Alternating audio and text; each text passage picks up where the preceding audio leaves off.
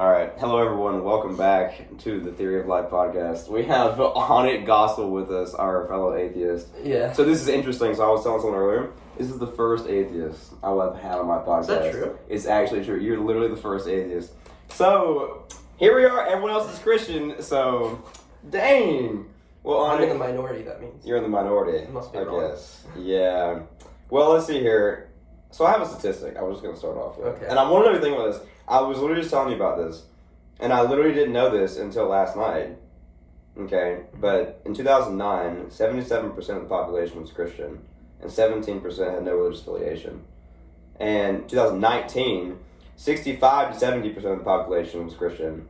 And 26% had no religious affiliation. What does this mean? It's good news for one. It's good news. We Um, got the atheists over here, y'all. Oh my gosh. Look, it seems 2009 was right after the economic recession, right? Okay.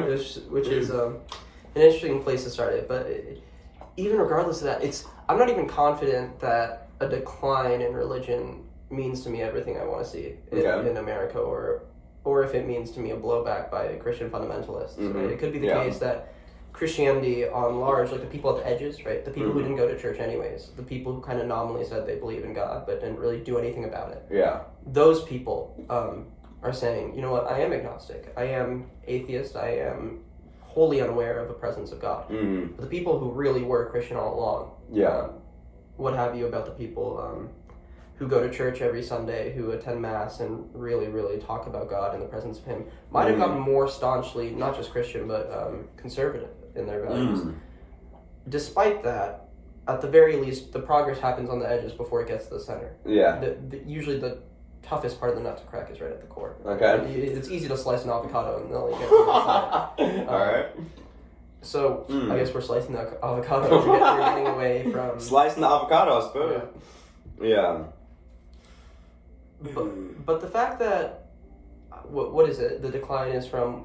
what was the statistic from? Well, basically the number went down about 10% Christianity. Not 10%. Well, honestly, about 10%. And then up 10% for non-religious affiliation. I guess it marks a general trend. I don't think it clearly... you chose 2009, but we can go back further. It's only 10 years. It's only 10 years, to be fair. We can go back further. I think this change in the way not just talking about the U.S., the Western world perceived religion was markedly noticeable around World War II, but even slightly before then with the industrial era. Right? You saw a decline in people who were religious. You saw a decline in people who wanted Christianity in their governments and places of institutions. You saw a rise in secularism. Partly because, and I said this earlier before it started filming, but about World War II. And, partly because education was on the rise. And I don't think there's a way to get away from this. That at some level, humans are deeply, deeply motivated by what they feel is rational.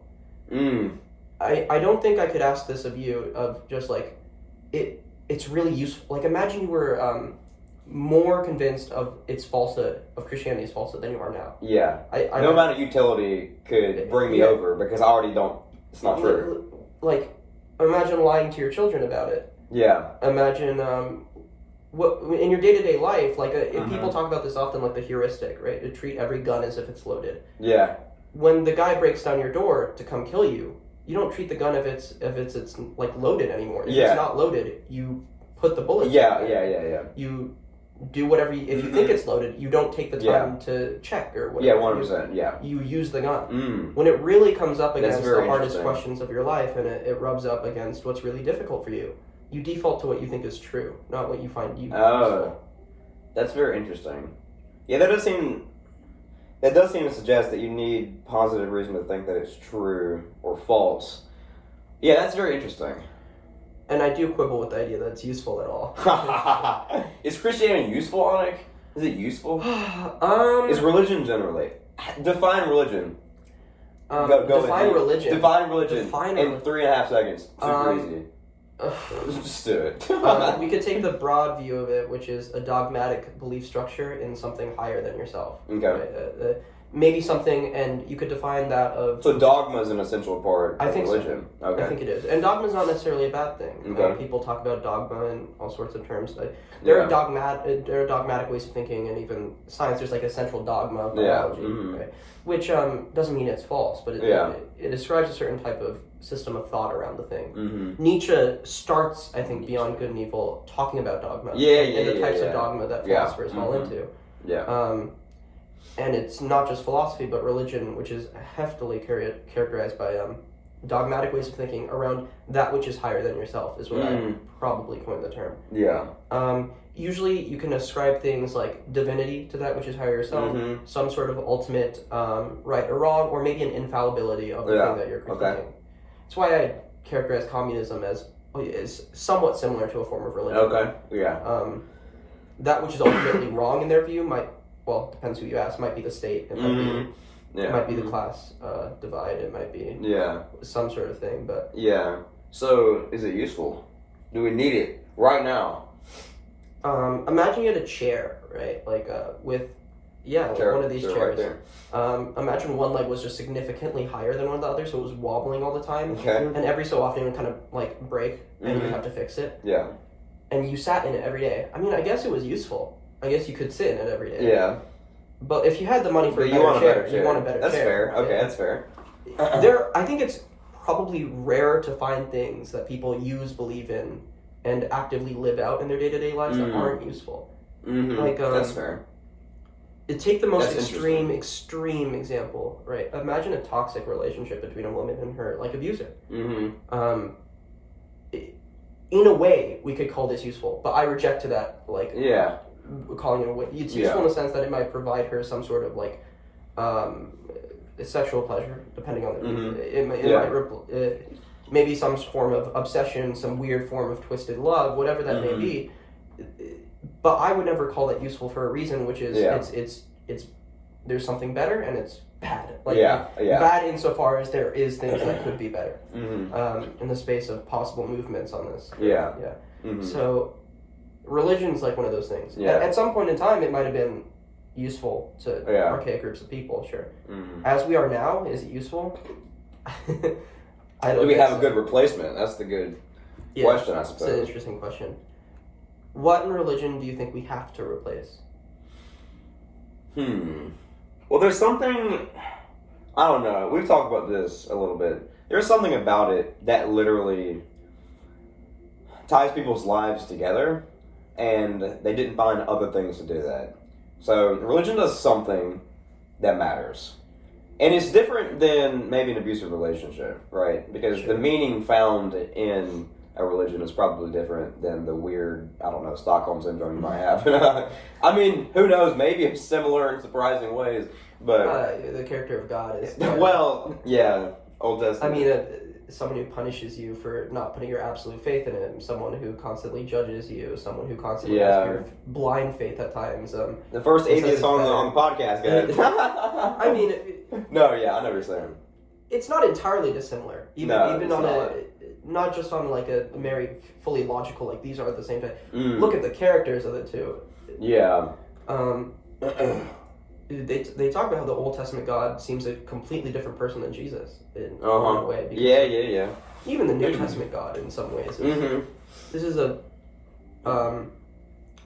not just judging at times, almost vengeful. I think Richard Dawkins has that first line in that chapter where he like ascribes all these like negative adjectives to God, like megalomaniacal. Freaking Richard Dawkins. That's fair. I don't know. I think I've told you. There's just several friends that I have that I don't know. They didn't figure it out other ways, and I don't know. I've told you like perhaps maybe if my efforts to keep my life together don't work, who knows. But I don't even know how that would happen. That's kind of another good question. How would you adopt a religion? Because, I don't know, we've talked about this a lot. I mean, you can't exactly force yourself to believe something. Maybe you can act in accordance with a set of beliefs, and maybe you'll find yourself maybe being persuaded by it in some weird way. But honestly, I think in the back of both of our minds is this nagging sensation that we're just lying to ourselves.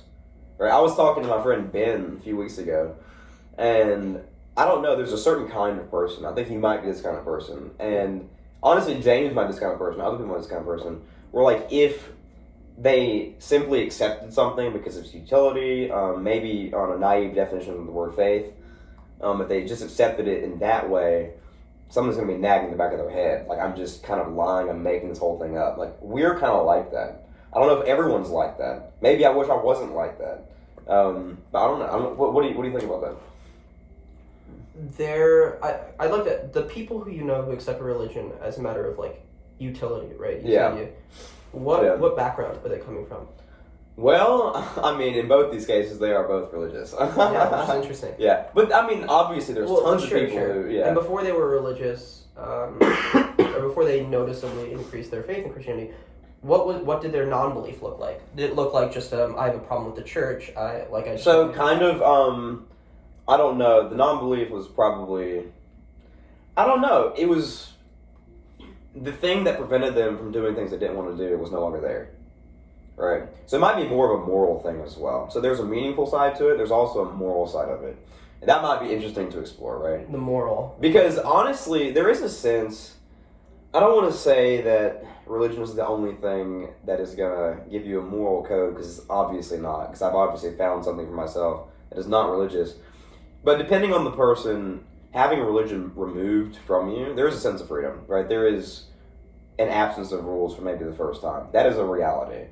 I don't know. This is the beautiful lie that Christianity sells. The beautiful lie? Oh it's my the gosh. Captivating, enthralling lie that even atheists live with. Captivating, enthralling lie. Yeah. I'm on Tyler's podcast, the captivating, enthralling lie. Which is that we really do need this adherence to the strict set of rules in this ancient book. I think people really want to feel like there's something out there, some mystical thing that they really need. But out of the atheists you've met, realistically, how many of them are living their day-to-day life really every time there's a moral quandary in their life? Should I tell my friend about this thing that's about it? Every single time. Or you personally. How many times do you think these people are saying they're like, oh, I don't have a book I can go to? No, yeah. It never happens. Or do we have an ontological grounding for our morality? Okay. Like, no one thinks that. Is there a science Bible? Maybe I should open Sam Harris's Moral Landscape for that to see like if it's a move up the curve or down the curve. I don't think even religious people do that, by the way. It's interesting about the Sam Harris thing, right? Because I just had a thought. I think Sam Harris's book might work more for someone who's trying to live an ethical life, but if you actually want to find a grounding for morality, it's not the book to go to.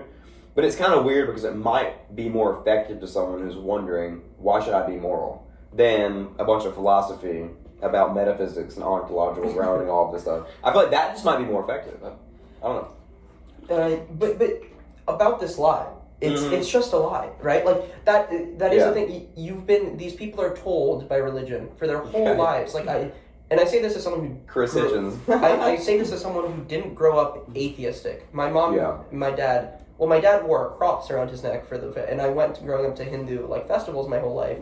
Watching people to pray to God and even doing it myself without any belief. Of course, I just wanted to know what it felt like. And I grew up in I went to a Christian private school mostly.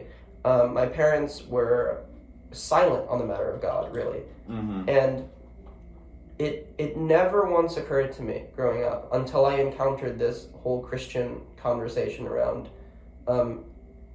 morality. It never once occurred to me that I had a difficulty being kind, following moral laws.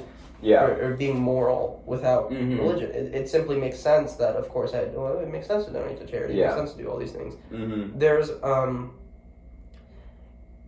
and even with the idea that you need this rule system. What rules does Christianity really give you beyond kind of the golden rule is one: treat those as you wish to be treated. It probably further incentivizes forgiveness. I don't know of any other worldview that. There's a problem with that. There's a problem with that. That's interesting because I really like the way Christianity views forgiveness, but that might be that's interesting. It's quaint. It's idealistic at times. I've seen videos of Christians talk about forgiveness in varying ways, sometimes contradictory ways. That's interesting. Yeah. What comes to mind is I remember seeing Cliff talk about it on Alex's podcast, and in one instance he goes, "Oh, you should see videos of these Christians who are looking at the murders of their daughters or something, or whatever," and they say, "I forgive you," and the other person who didn't even ask for forgiveness starts crying, that the Christians forgive without even the other person asking for forgiveness. Yeah. And then they talk about God, and they're like, well, for God to forgive you, you do have to ask for forgiveness. You actually do have to. Okay. Yeah. Seems the weird. rules are different. It seems like Christianity isn't about giving forgiveness when it's not asked. It seems it's precisely giving forgiveness only when it's earnestly sought. And well, that seems contradictory. That's interesting. No, I mean, I was thinking about the morality thing. Circling back a little bit. Sure. So, I mean, obviously, my friend James is going to be screaming watching this podcast, being like, yeah, we don't think atheists are bad people. We don't think that, you know. Yes, I understand that. It's kind of complicated, though, because, I don't know. I think when some religious people, especially in apologetics context, kind of suggest that it gets hairy, because there's kind of this dialectic move they make where it's like, you don't have a reason to be ethical, right? That can mean a lot of things, right? So for the philosopher, that's going to mean you don't have an ultimate metaphysical grounding for it. Fine. Sure. Right? But in other contexts, it kind of means you don't have a moral justification for not stealing or something. I have had that conversation with people. And that's not them saying that I'm a bad person. That's not them saying I wouldn't steal. Yeah. It's just something I don't have a moral justification for it. Do theists have a moral grounding for not stealing? Deontologically. Yeah, I'm not sure. I think, here's the way that I would say this, a little bit technical. I think moral explanation stops somewhere, just like any kind of explanation. Explanation stops at point one, unless there's infinite regress, right? So there's a moral kind of explanation, and then after that there might be a metaphysical explanation. But I think theists and atheists might have a similar stopping point for moral explanation. Yeah. Or it'd be different, but like it'd be arbitrary in the same way. That got a little bit deep, but I don't know. Well, when you say, take the stealing, for example. Well, atheists don't have a way to say stealing is very wrong, ultimately, whatever. Well, take it this way. I could be offered a probably near infinite amount of hypotheticals about where I'd say probably is moral to steal. It was probably the good thing to do. Yeah. And I'm sure a Christian could be offered those scenarios as well. Yeah. Stealing isn't deontologically wrong then. Yeah. What we're talking about with stealing is more of when is it permitted, why is it wrong in some situations. Usually the cases in which we both, me and the theist, would permit it are cases in which, although the shopkeeper loses some of his product, he loses some of his I gain, maybe for me or my family, some great gain greater than the loss of the shopkeeper. Yeah. That's usually what the example is. Like you steal the life-saving vaccine for your dying child, right? Yeah. At a marginal loss for them. Yeah. Well, then since we're doing a similar calculation, you're not opening your Bible to go to page 35 and check what this gospel has to say on the matter. Yeah. You're kind of using your intuition to say, well, it turns out I do care about other people, despite whether that's a fact of my biology or metaphysically some grounded thing. It's just a fact about me. I happen to care about other people. Yeah. I happen to care about the shopkeeper, but it just so happens I care about my daughter a lot more than I do that shopkeeper. Yeah. And a lot more than I do that shopkeeper is $30 loss. Yeah. Yeah, that's very interesting. I mean, I don't know, you've definitely got this question. I get this question a lot. It's basically, well, why? Why should you do this? I might say, man, I should do this. And then the religious person might ask, well, why should you do that? The thing is, for some people like James, they might be asking, well, what is the philosophical, all that stuff. But a lot of the times it's not like that. It's asking me for some kind of justification that's different than that. The thing is, they're kind of asking, how do I know? That's kind of their question. And it's weird. I want to think about this. I mean, the thing is, you don't have to know where something comes from to know that it's there, right? So, I know that murder is wrong, even though I may not know ultimately why it's wrong foundationally. You know what I mean? There's some quibbling there on when you say that, it's like, are we talking about philosophically wrong? Or are we talking about if I murdered someone, I probably feel pretty bad about it. Yeah. Mm-hmm. Those are two seriously different claims. Yeah. Someone who's saying it in a philosophical sense, murder is wrong. On their hat and monocle. Yeah. It's like you're saying that in isolation, but and you're kind of saying it. We're assuming that you have some grounding for this philosophically. I agree with you, and I don't think you really need it. No. how many people could I go day to day and take stealing again, right? Like, stealing is wrong. And you're like, yeah, if I stole something, I'd probably be pretty bad about it. And someone's like, well, then why don't you steal? Because I feel pretty bad about it. I feel pretty scared that I'd get caught. I feel bad for if, like, this was a thing that some family really needed, that I took it from them. And it just so happens I live in a society where I can get by that without stealing. So I'd rather not do it. Why would I take that risk? You know what I mean? And remember societies in which, they weren't really societies. Remember a case in which people don't really have anything barring their stealing. They do it. If humans don't think they're caught. I mean, it's really interesting. Imagine if you asked 100 people, this is just intuitive, I feel like I hear it all the time. What's the first thing you'd do if you had invisibility? How many of them do you think would say rob a bank? It's so many of them. It seems to me stealing's wrong insofar as we're afraid we're going to get caught. How many people are actually going to rob a bank? But I don't know. Probably more than we might think, I guess. But well, they say it. But let's say they actually were invisible. The thing stopping them probably wouldn't be like stealing is ultimately wrong. Their thoughts would be, well, maybe I'm taking from a single mother. Maybe. And imagine if I assured them, well, everyone, all the people, all the money in that bank is 1% of some, like, Elon Musk's income. And he won't even notice it's gone. They'd probably all do it if they had a way to do it. That's very interesting. Without question. We don't watch movies like Ocean's, like the Ocean series about stealing from the ultra-rich for no reason. People don't do that for no reason. I mean, think about what's happening right now. Luigi Mangione, if you're familiar with him. I was talking to Fred about that earlier. And I don't agree with a lot of the response to it. That's a different political matter. It's a different political matter. We're getting politics. But people are singing his praises as this folk hero, right? Like, on the right as well. Ben Shapiro's comment sections are talking about how they're... It's a thing that's bridged the gap into, like... it almost to a point where it's like, people don't really think murder is ultimately wrong. Oh my. Even Christians probably don't think this. I mean, God murders people. And that's unequivocally true. We have it, guys. God murders people. That's it. It's true. I don't even think a Christian would disagree with that claim if they were. I mean, well, I guess they might say that he kills people, not murders people. Oh, so it's justified. That kind of person, and I've said this to you, and I'll make this claim. I don't see how then they can proceed to use the moral argument to do anything. Because imagine telling me that, our moral intuitions are reliable, therefore you need to believe in this moral intuitions, and then proceeding to violate one of my basic moral intuitions by saying, look at this genocide we did, that this all-loving, all-powerful... It was good, actually. It was a good thing. Well, so, I mean, that's interesting. I mean, we were talking about this, and I think this actually fits perfectly into the thing that we're kind of talking about the utility of religion, right? Because if somebody says that, we need religion to really ground our morality, we need it to maybe persuade people to be more moral or something. The thing is, some religions and some worldviews like that are just as ambiguous when it comes to their moral worldview, right? So really, in what sense will that help them? I can imagine maybe someone thinking, man, I just really feel that murder is wrong, and maybe in Proverbs it tells me that my conscience is reliable, but my conscience also tells me that it's wrong for God to, I don't know, commit mass genocide. But here we are, the Bible telling me that it's a fine thing, man. And so, like, I don't really know if I can trust that intuition anymore. So how much of a...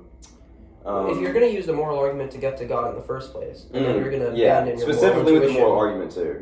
And then you're going to abandon your moral intuition when it butts up against the concept of God. I'd say you're pretty motivated on the side of thinking you're doing. And it doesn't seem entirely intellectually honest. Well, maybe not honest, but it doesn't seem valid. No, I mean, here's the thing. I mean, we've talked about this. I want to know what you think about this. I'm going to bring it up. But I think some people, maybe in philosophical spheres and obviously our apologetic spheres, there's this kind of idea that if we bring up moral philosophy, that's going to convince people to be more moral or something. And I don't know. I said this the other day in Ratio Christi, and it was like so dialectically effective, but I thought about it, I was like, wow, that's so true. What did I say? It was something like, oh man. It was like, we're not going to read like a 48 premise syllogism to convince someone that they should be moral. If they've already decided they're not going to be a good person, that's it. I mean, I have never once ever encountered a personal problem in my life. And it's because I'm not a Christian. But like, as an atheist, I've never gone to moral philosophy to solve that. So Richard Dawkins, he talked about how he's going to go to moral philosophy in this conversation with what's her name, the recent convert. Yeah. It's like, we have moral philosophy. No, you don't. Stop. I guess religious people do go to their book, right? Yeah. I'd say we don't have to go to a book. But I'd say they don't really go to their book, right? Yeah. Like, if genocide is on the table, what isn't on the table on their book? For things that could possibly be excusable or is morally ambiguous or even moral, depending on your worldview. Yeah. So their book isn't. I mean, I guess they'll be like, oh well, I should. And even like the character of Jesus, how many times do your personal conflicts in life really align very closely with what Jesus does? And regardless, like, it's very few people, even among the religious, who live their lives going through their books to deal with problems. Like, imagine talking to an alcoholic who's not harming just themselves with their alcoholism, causing great pain to their parents, to the people who care for them. Rarely do people tell this person, Jesus loves you, and it works. Rarely do people say, like, read this moral philosophy book. Well, that certainly doesn't happen. Yeah, that certainly doesn't happen. Yeah. Usually what will happen is people say, there are people who really care about you, people who really love you, and you're hurting them. Yeah. We're appealing to something really deep in that person there, which is just to care for other people. Yeah. Like, people, when we use the words immoral, in a sense, they map onto feelings. We feel bad when we do immoral things. Yeah. And sometimes we feel so bad, and think of people who are doing bad things all the time. Most of the time, they're not happy people. Yeah. Most of the time, they're upset people, and that's the mode of convincing these people that there is something better out there in terms of their conscious experience. Nowhere there am I smuggling in a Jesus figure. Nowhere in that conversation. Yeah. We know some things about people. We know the way they feel. We know the way they are happy. We know the way generally that people like to live. Well, the thing is, it's so weird because the Jesus story just does click with people better than people care for you. Like, for some people, it just does click better, and they actually have the ability to accept that. You know what I mean? And that's very weird for me. Maybe back in 2009. Oh my! But apparently, well, I don't know. I mean, today, it has to happen. I mean, I don't know statistics on that. But here's the thing: the Christians say, "Well, it really clicks with people." So did communism. Well, I mean, so did a lot of bad things. But like, even if we ignore that, the fact that bad ideas can click with good people. Yeah. Even if we put that aside. Yeah. It's not anymore. It's on the decline. It's not. I mean, do we really need to Well, people's lives are also becoming less meaningful. That's also true. So I don't know how you track that. I mean, statistically, I don't know. It just seems. Sure. I don't have that on that. I'll say this. I don't play tennis. I like played tennis once in my life, maybe. And I also this morning ate like Indian food. Okay. The fact that I've never played tennis or only played tennis once has nothing to do with the fact that I ate Indian food this morning. Okay, that's true. The fact that people's lives are becoming less meaningful. It's correlated with the lack of religion.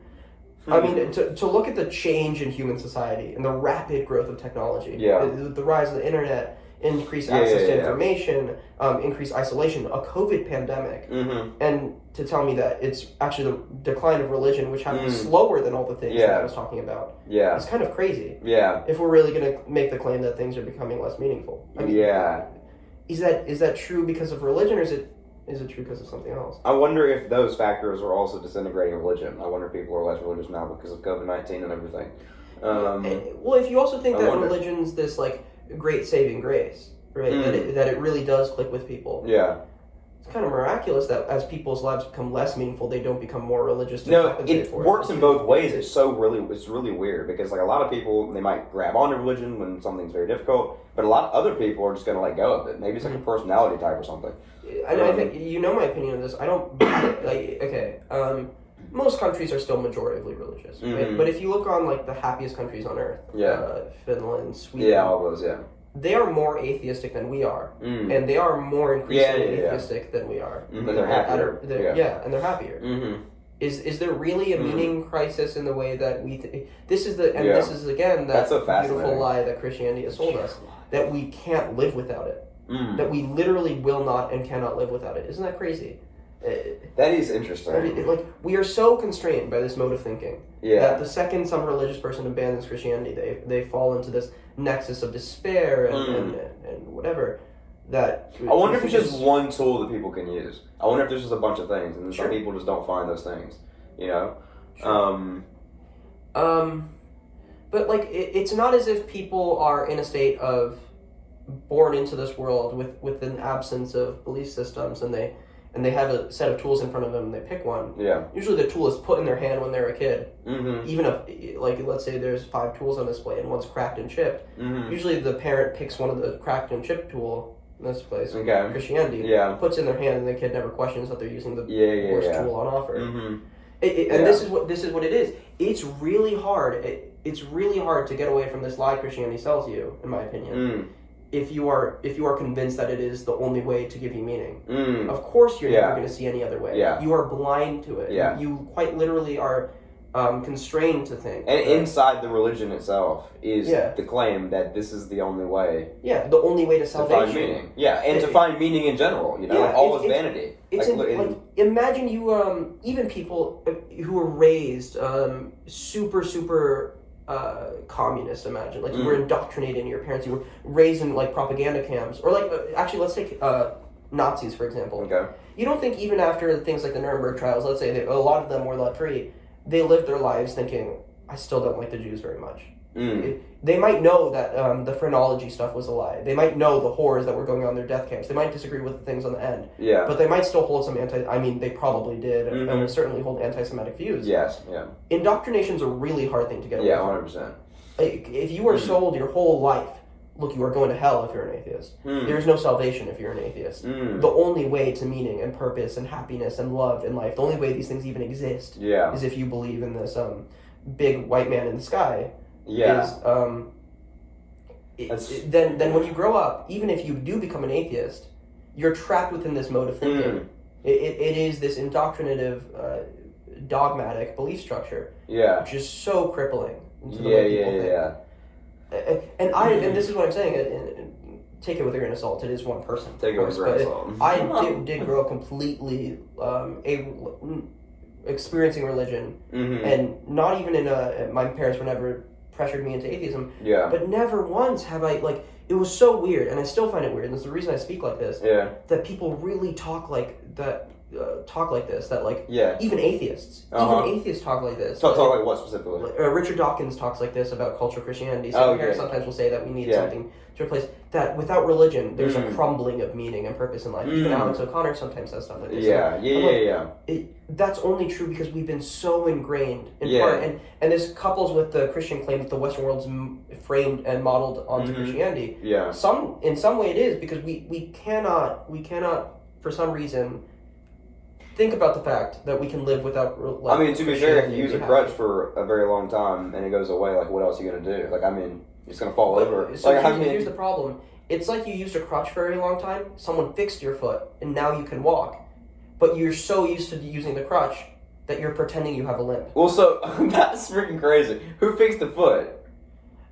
Maybe your foot was never. There was someone telling you your foot was fine all along. What if someone telling you that your foot was broken is the problem itself? So you're just convinced your foot's broken. Well, that's my point. Okay, there's still a problem there. The people telling you your foot is broken are the people who are selling you this lie. So the crutch is still helping you though, and without the crutch, something is a problem. You don't have a broken foot. Yeah. Now, imagine how difficult it would be to live your life without the crutch in comparison to living your life with the knowledge that you're fine walking on 2 feet normally. What if maybe it's kind of super difficult to convince yourself what I mean with the chair example right at the beginning of this conversation. It's quite literally the same thing. Imagine using that terrible chair. Of course, it's useful in some sense. But we want a new chair. At the end of the day, you want to believe your foot works. If humans are good at anything, it is getting better at getting better. We are the only types of creatures to build structures that not only are good for us, but that we can tweak and make better. It's even structures that internally make themselves better. We are the best creatures at doing this at the very least. So why should we limit ourselves to this outdated way of thinking? And we're not, in my view. We're moving on. although slowly, but it is parasitic. It latches on to our minds and That's very interesting. I kind of want to do more research into this. Like, how happier does religion really make you? How meaningful does your life become? I mean, I don't really know. There are some studies that show, on Christians. I wish I could remember the percentages, but I think it was 25% versus 36% with the religious people saying they're really happy, and the and the problem is those surveys are always very, very contentious in terms of methodology, especially the charity ones. They include tithing as charity usually. So they're very contentious in terms of methodology, in terms of the questions they're asking, and once again, it might not have anything to do with religion. Yeah. It might have something to do with the fact that these guys are more likely to join communities. Right? Yeah, I mean, here's something I was thinking about, and this is kind of something I mention whenever a Christian brings up meaning and maybe my life, and is my life meaningful? Could it be more meaningful with Christianity? I mean, Christianity isn't immune to nihilism. This is what's really weird, right? We saw that in World War II. Well, yeah, but I mean, depending on your theology, there's several views that are more nihilistic than a non-theistic world, right? I mean, if you have a Calvinistic view, where God simply picks and chooses, and the rest of them, literally there is no chance. What can be more nihilistic than that? Not even just Calvinists. Think of the types of things we've heard from non-Calvinists, people who believe in free will. The types of things when you point out the amount of Christians in different parts of the globe, right? Like the amount of Christians in Myanmar versus Europe versus the U.S. versus Argentina versus Brazil versus India. And they'll say, well, maybe God knows which people are going to choose to believe in him. And so they put the people who don't believe in him into the countries. Okay. You've heard this. We've had a conversation with people who've said this before. Who said that maybe God knows that that there are these souls that are less likely to come into, or not going to come into contact with him. So he puts most of them in Myanmar, and he puts most. Well, that's a scary argument. Yeah. Now we're kind of saying that the God's chosen people, the people who really were going to ever believe in him, are all located in the Western countries. And it just so happens that some of the Asian ones and some of the people in these that's definitely are the people who never would have believed, and the people who do believe are certainly more righteous. The less righteous people are the people in these countries. I mean, that's a dangerous type of thinking to have. I mean, and what a stretch. What a stretch. Well, I mean, this is something we've talked, I don't know. It's very simple. Anyone who's grown up in a religious environment and thought about their upbringing has asked this question. But, what about those who've never heard? And obviously the general revelation response doesn't work because you need to accept Jesus Christ himself, right? You can't just believe in God. Under certain theologies. I don't think I've heard a satisfactory answer. I don't think they deal with that. Usually, so there's an appeal. There's a different appeal to I don't know that atheists can make versus Christians can make. It's not. Because I'm not making a claim, right? If you ask me a question that I don't know about, I can just be like, I don't know. I'm not making a claim about it. No. What is the problem for your theory? What is the mind? What is consciousness? Is it a physical thing? I don't really know. Sometimes that could be a problem for atheism. But if I'm a strict naturalist, but I don't have to be, but just atheism at its core. I don't really know. I'm not sure.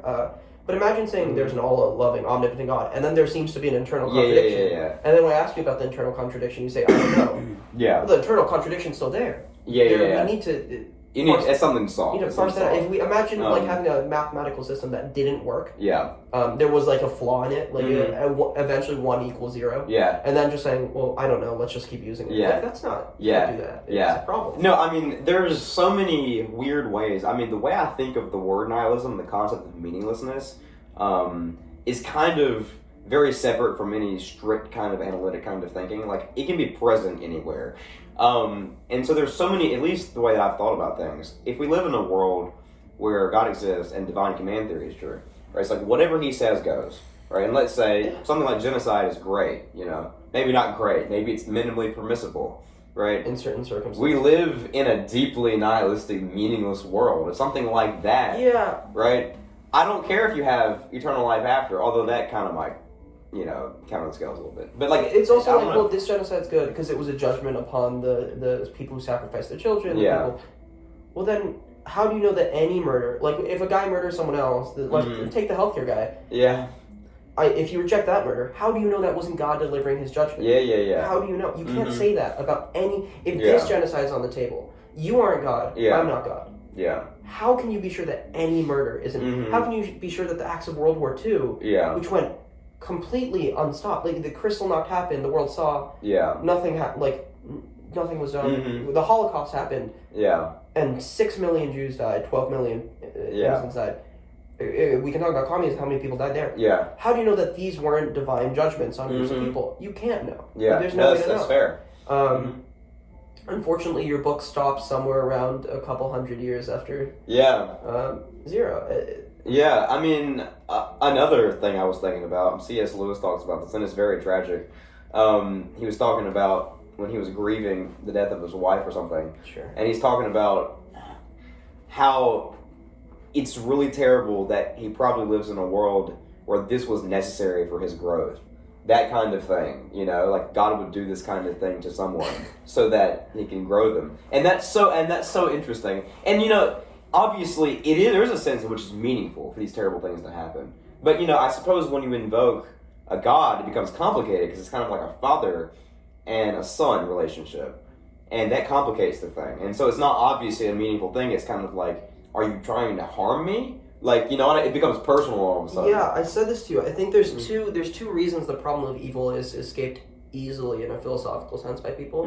One is it's much easier to forgive or understand or explain away wrongs that are done to us than others, right? Yeah. So C.S. Lewis asking what happened to himself, it's much easier to say it's necessary for me. Yeah. But imagine now asking him, what about your wife? Like, was it necessary for her to die for her growth? That doesn't make sense. Yeah, he's probably explored that. There's a reason he focuses on himself. It's much easier. And the second thing is, God's not like a physical being. I think I gave you this thought example. Okay. Imagine a father. Will you remember this? Imagine a father in a room, right, with his 8-year-old daughter in the corner and another man. And he sees the man about to attack his daughter. Okay, yeah. Not just attack her. I think the worst things the man could possibly do. We don't have to say it. Yeah. And all the father that has to do to stop this man from attacking just like his daughter say something. Like, is, we'll press a button. There's a button in front of him. It'll just put up a barrier between the two. Just stop it from happening. Yeah. Imagine the father doesn't do it. And it happens. And the girl's like, "Why didn't you stop me?" He's like, "It's necessary for your growth." Yeah, it's because I love you. I didn't do anything because I love you so much. Yeah. And then he says, "But I am righteous, so I'll punish the guy." I think you need some punishing. I don't think it's just the guy who needed punishing in that instance. Yeah, and you know, for that girl, like that's that's the most meaningless experience I could possibly. That's the definition what are you of learning from this? Yeah, when your father tells you, "Well, it's for you to grow," it's like. What could I possibly? And here's what's even worse, though. I mean, even if the father his action or his refusal to act was a good thing, that's even worse because we live in a world where that's a good thing, and like there's nothing we can do about it. By the way, this whole thing of like, but it's because humans made free will decisions to live away from God, so sin came into the world. Really? Like the decision to not put your faith in someone is like that's worthy of what happens to that girl in that room. Yeah. Does that seem very father like to you? Like an actual as your belief father, in something. Being a father and saying, if you don't worship me, then this is what will this is on you. Yeah. The fact that this happened to you is on you, and the fact that I did nothing to stop it is still on you. Yeah. Or if you don't believe a specific fact about reality. Yeah. Right. That's one thing that's kind of strange to me, right? And this is not true of all theologies, right? But you need to believe the actual fact that God exists, right? And that's a very strange thing. It doesn't seem to me that you need to believe this fact about reality to be in alignment with truth, beauty, and goodness. You know what I mean? It seems as though God can require what matters from us, but not these trivial things like beliefs and actual facts about reality. And that's kind of a weird thing to me. I don't know. I'm confused about this belief thing that you always talk about. I don't know. It just seems surprising that God would require us to believe that He exists. I think what matters more is that we become better versions of ourselves and develop relationships with Him in some way. Well, I guess the only thing that is goodness is Him, right? That's getting true. closer to Him. Yeah. I mean, what a rejection of our moral intuitions. Yeah. It's fine. If you can say all this, it's fine. Mm-hmm. But I do not want to hear the moral argument coming up. I don't want to hear atheists can't be moral because moral intuitions. I don't want to hear it because I could say, well, what about your moral intuitions? You really have none about the matter of genocide? Because either in that case, I think you're abhorrent. If you say you don't have moral intuitions about anything that don't butt up, or you're lying. That's probably... It's probably the lying. It's difficult to... No, and if that's the case, then one of us is denying more of our moral intuitions than the other. Because I'm accepting my moral intuitions. I'm accepting that they exist. All I'm saying is I don't know where they come from. And I don't know if there's but I act in accordance to my intuitions because it satisfies me. Mm-hmm. The other one is saying I deny my moral intuitions. And I accept that there's ultimate grounding. Mm-hmm. That's kind of weird. I deny my moral intuitions in order to accept ultimate grounding, which is... Oh, that's really strange. That's... Because that's what they're doing when you... Well, divine command theorists. I want to know what James thinks about that. Well, no, I was thinking about like another kind of thing, because I do have people come up to me and kind of ask me questions, not head on, but it's always in the background of the conversation.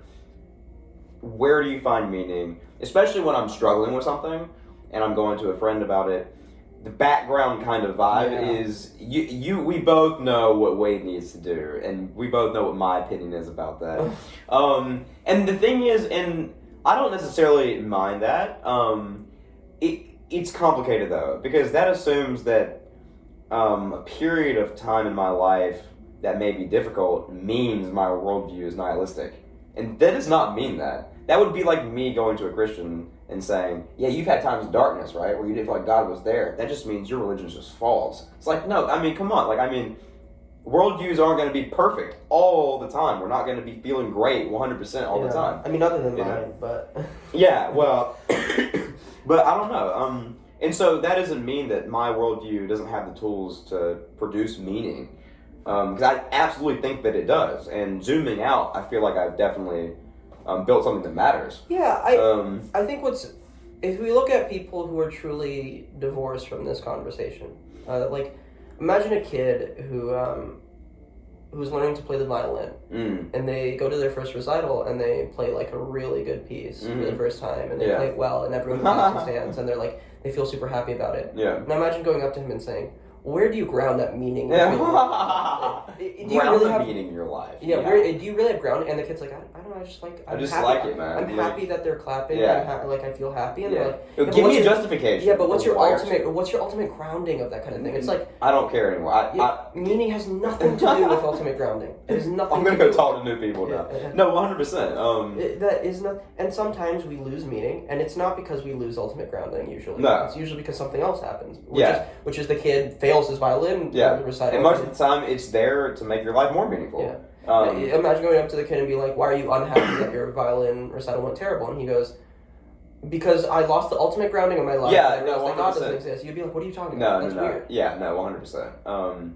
So, there's a sense in which I'm not sure how much Christianity, or maybe religion generally, actually answers the meaning crisis as much as it might think it does. That's kind of the general point that I'm making. I am an Indian who grew up going to a lot of Hindu festivals in the U.S. In India, they take it a lot more seriously. Here, there's so many people, even people who lead prayers and chants, who will say, I don't really think that there was a guy whose head was cut off by his father, and they put an elephant head on top of him. It's just the stories usually have messages that I like, and I like gathering groups of people, and I really feel like some sort of connection when I'm with groups of people in prayer, in tradition, to an idol.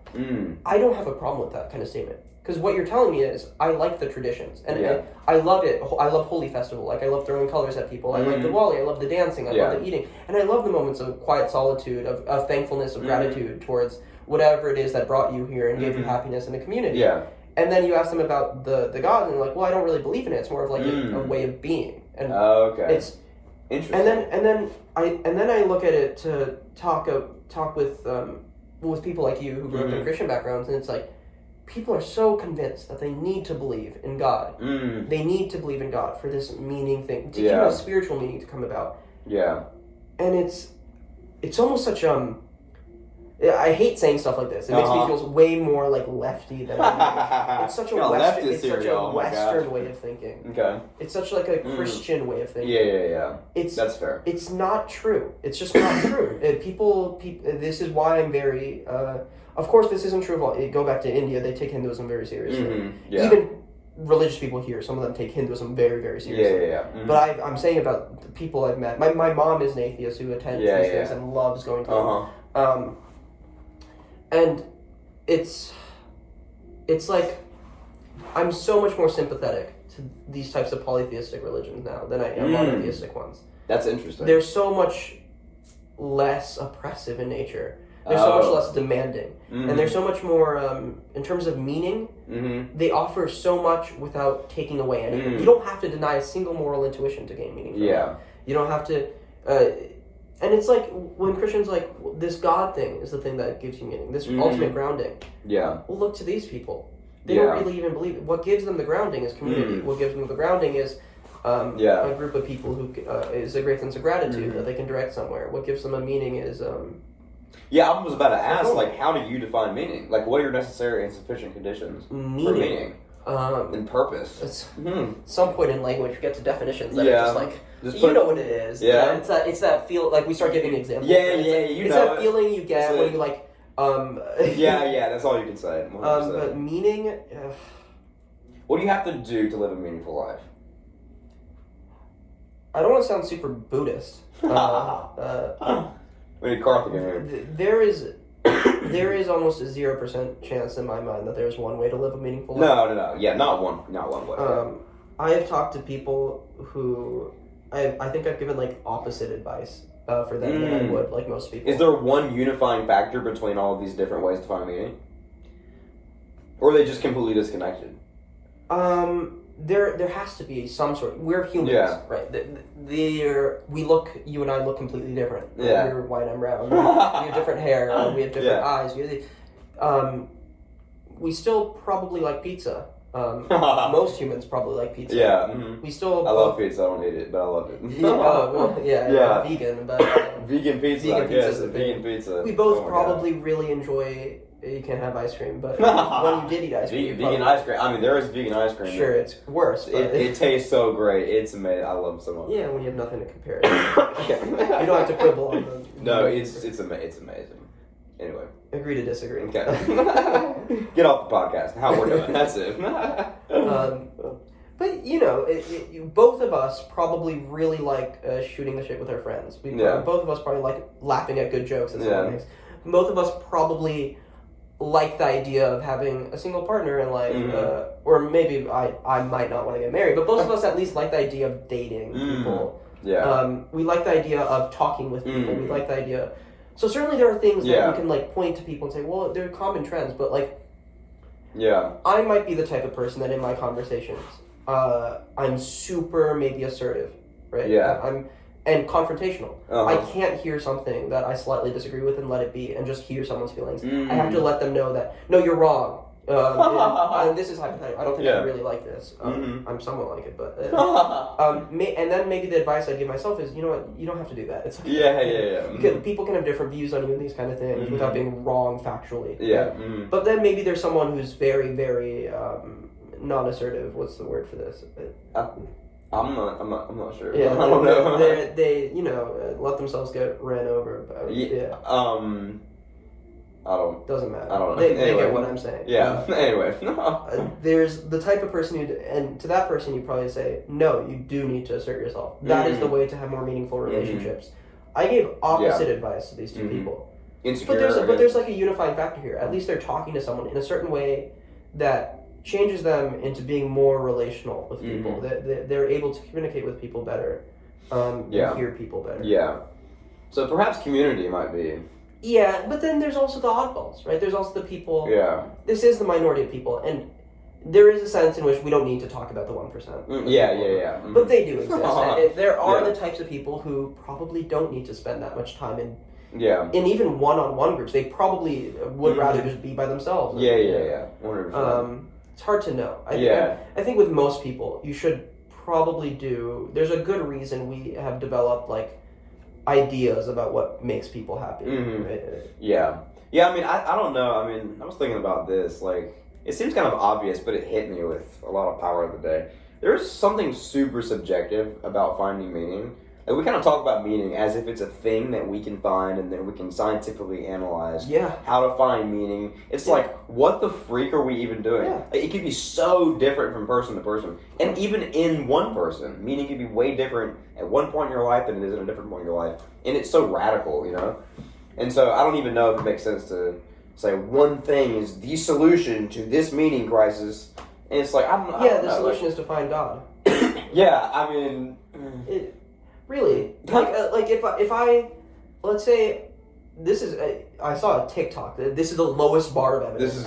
This is like TikTok. This is quite frankly, ignore everything I'm going to say after I said I saw a TikTok, but I'm going to say it anyways. I saw a TikTok of this girl saying, I think it was like one of those slideshows, and she was like, I would rather live my life unhappy married to a man than live my life happy married to a woman and go to hell.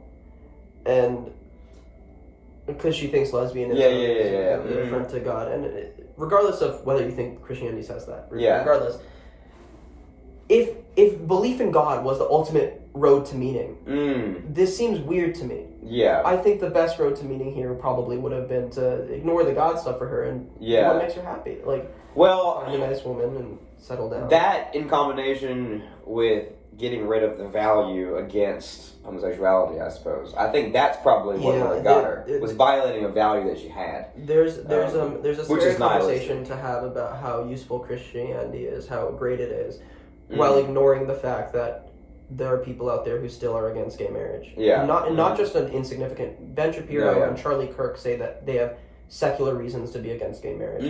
That's interesting. That sounds ludicrous to me. And I think they are ludicrous. It's probably a reductio of some positions. Well, they say marriage for childbearing, blah, blah, blah. And fine, sterile people shouldn't be getting married either. But they wouldn't say that. Yeah. Okay, well, maybe once your kid is old and financially independent, then you and your wife should divorce them. They won't say that either. No, yeah. Okay. I see what you're saying. There's good reasons to see the application of Christianity to be wary of its the people I think Sam Harris talks about this who are against stem cell research in the U.S. Christian beliefs. There are so many. There's so many. I'm doing research on that right now. And I'm a deeply political person. Wait, you're political? What? Probably more so than I am. Oh my gosh! Yeah. That makes me super wary about religion. That Like I can go to church and I can see the people being super happy and having meaning in community and feel like, this is a good thing. Yeah. And I can do the same with Hindus going to and then I can turn around and watch the rise of the Hindu nationalist party in India and see really dangerous rhetoric. I can watch Christian fundamentalism, Christian nationalism in the U.S. with people literally saying that Christian nationalism should be with Oklahoma. I think it's the governor trying to put the Bible back in schools. Okay, interesting. And how many Christians do you think are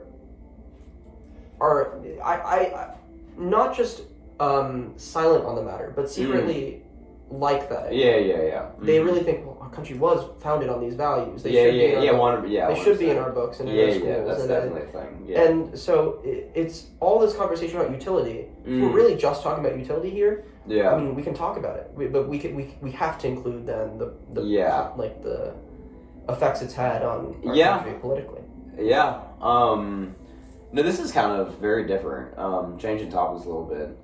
And I have this in my notes, but I'm very interested in what you have to say. So, let's say that Christianity isn't necessarily the best answer to the meaning crisis. Maybe it's a bad answer to the meaning crisis. There's not just one answer. And there's not just one answer. When you ask me for an answer, I think it's interesting. I'm going to say I don't have a single unified answer. Yeah. The quest for meaning is a personal it's a personal thing. Yeah. But let's say it's not an adequate answer. Sure. So obviously, we both know that has nothing to do with whether or not it's true. Right? Yeah. So that is true. And that matters to people. And that does matter to people. So, if you found out that Christianity is true, sure. Do you think that it's a good idea for people to be Christians? Everything is true. Well, I guess it depends on the theology, right? Because, is divine command theory true? Well, So here's what, if you were to just tell me the Christian God is real, then I'd ask you, well, is he really all-knowing and all-loving? Like, what's going on? Is he maybe omnipotent in our frame of reference, but not like in an ultimate sense? Maybe there's like some scientific, like, omnipotence is something that, like, people talk about higher dimensional beings, right? He's only like a, he's a fifth dimensional being. There's like seventh dimensional beings. Maybe I should pray to the seventh dimensional beings.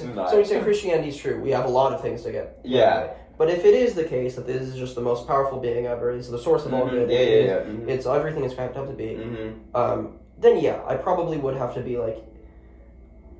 Do we have an obligation to believe it and to become Christians ourselves? I think by definition... we would have an obligation, I suppose. Obligation means anything in the Christian world. It's just, but it's like... That's true. We're in a space where I'm talking about this, and this is one of the biggest problems I have with Christianity. Even saying if Christianity is true is bringing up so many intuitions that are firing off against that kind of claim. Yeah. Well, like, do you think Christianity is true, Aunik? Clearly not. Clearly not. Oh my gosh. Why don't you think Christianity is true? I think I said this to you. I don't. Problem and evil is good. It's all good. But at the end of the day, it's just it's going to be the most boring answer. I think there's a lack of evidence for it. Yeah.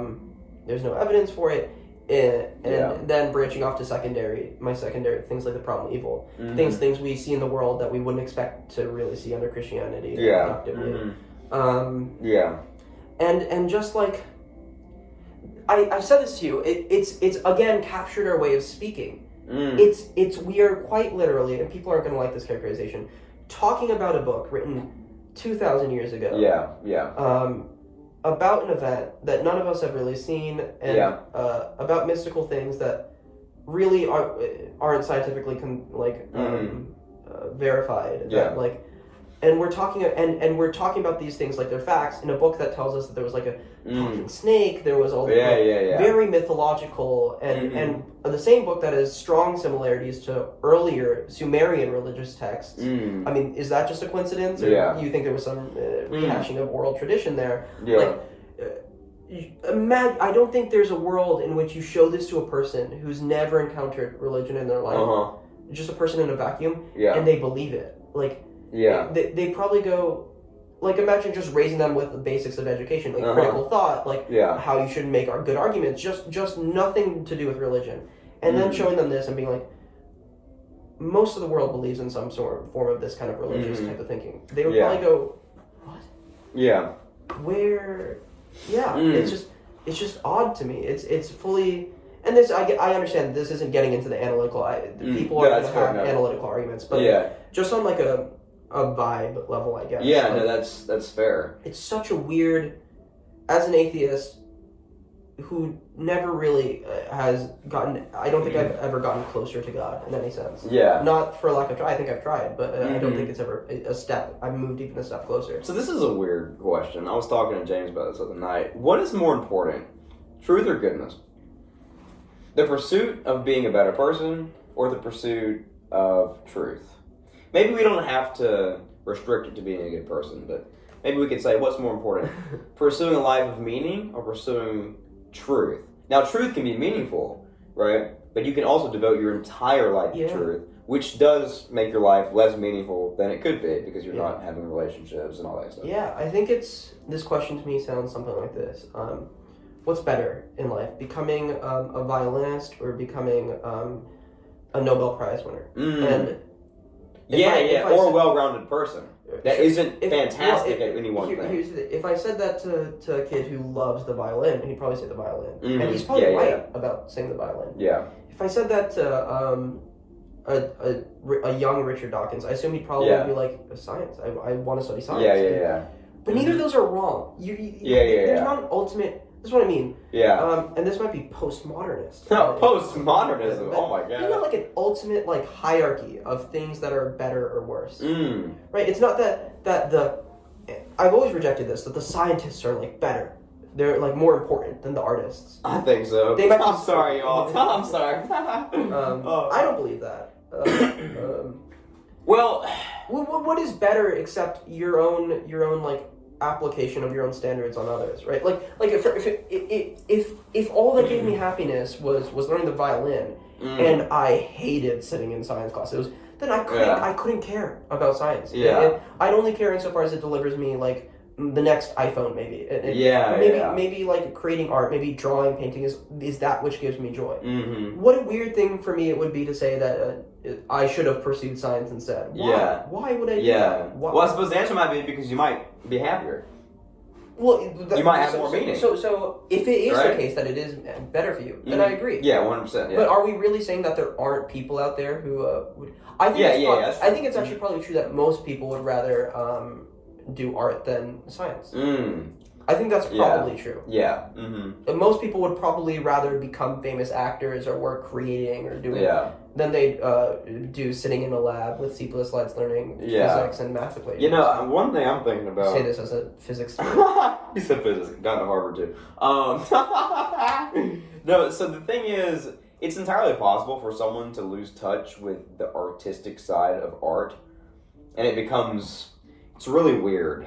People kind of get lost, and it's easy to be focused on learning your instrument. I'm a musician, by the way. It's easy to get focused on learning your instrument, and easy to lose the fact that you're creating art. And so, I don't know. I suppose in science you might lose the quest for truth at times. Do you mean there's a sense in which you are trying to become very technically good and proficient with your piano? Yeah. You're trying to become, but there might be someone who's technically maybe less proficient than you. Who plays it so much better. Yeah. Like when you hear it, it's like, like I've been trying to hit that quarter note, right? For this exactly amount of time, exactly on the dot, whatever the mathematical sheet music tells me. And this guy over here sustained it for like a bit longer. It sounds 10 times better. And it's like, 100%. Yeah. Well, there's a case to me. Art isn't like some static thing. Like when Bach writes a piece, right? It's not this is the greatest version of this piece. It can never be improved upon. It's like you hear this all the time, and it bothers me. Although I do like classics in music, and I probably listen to a lot of like when I say classic, I'm talking about rock now. I'm not talking about classical music. Okay.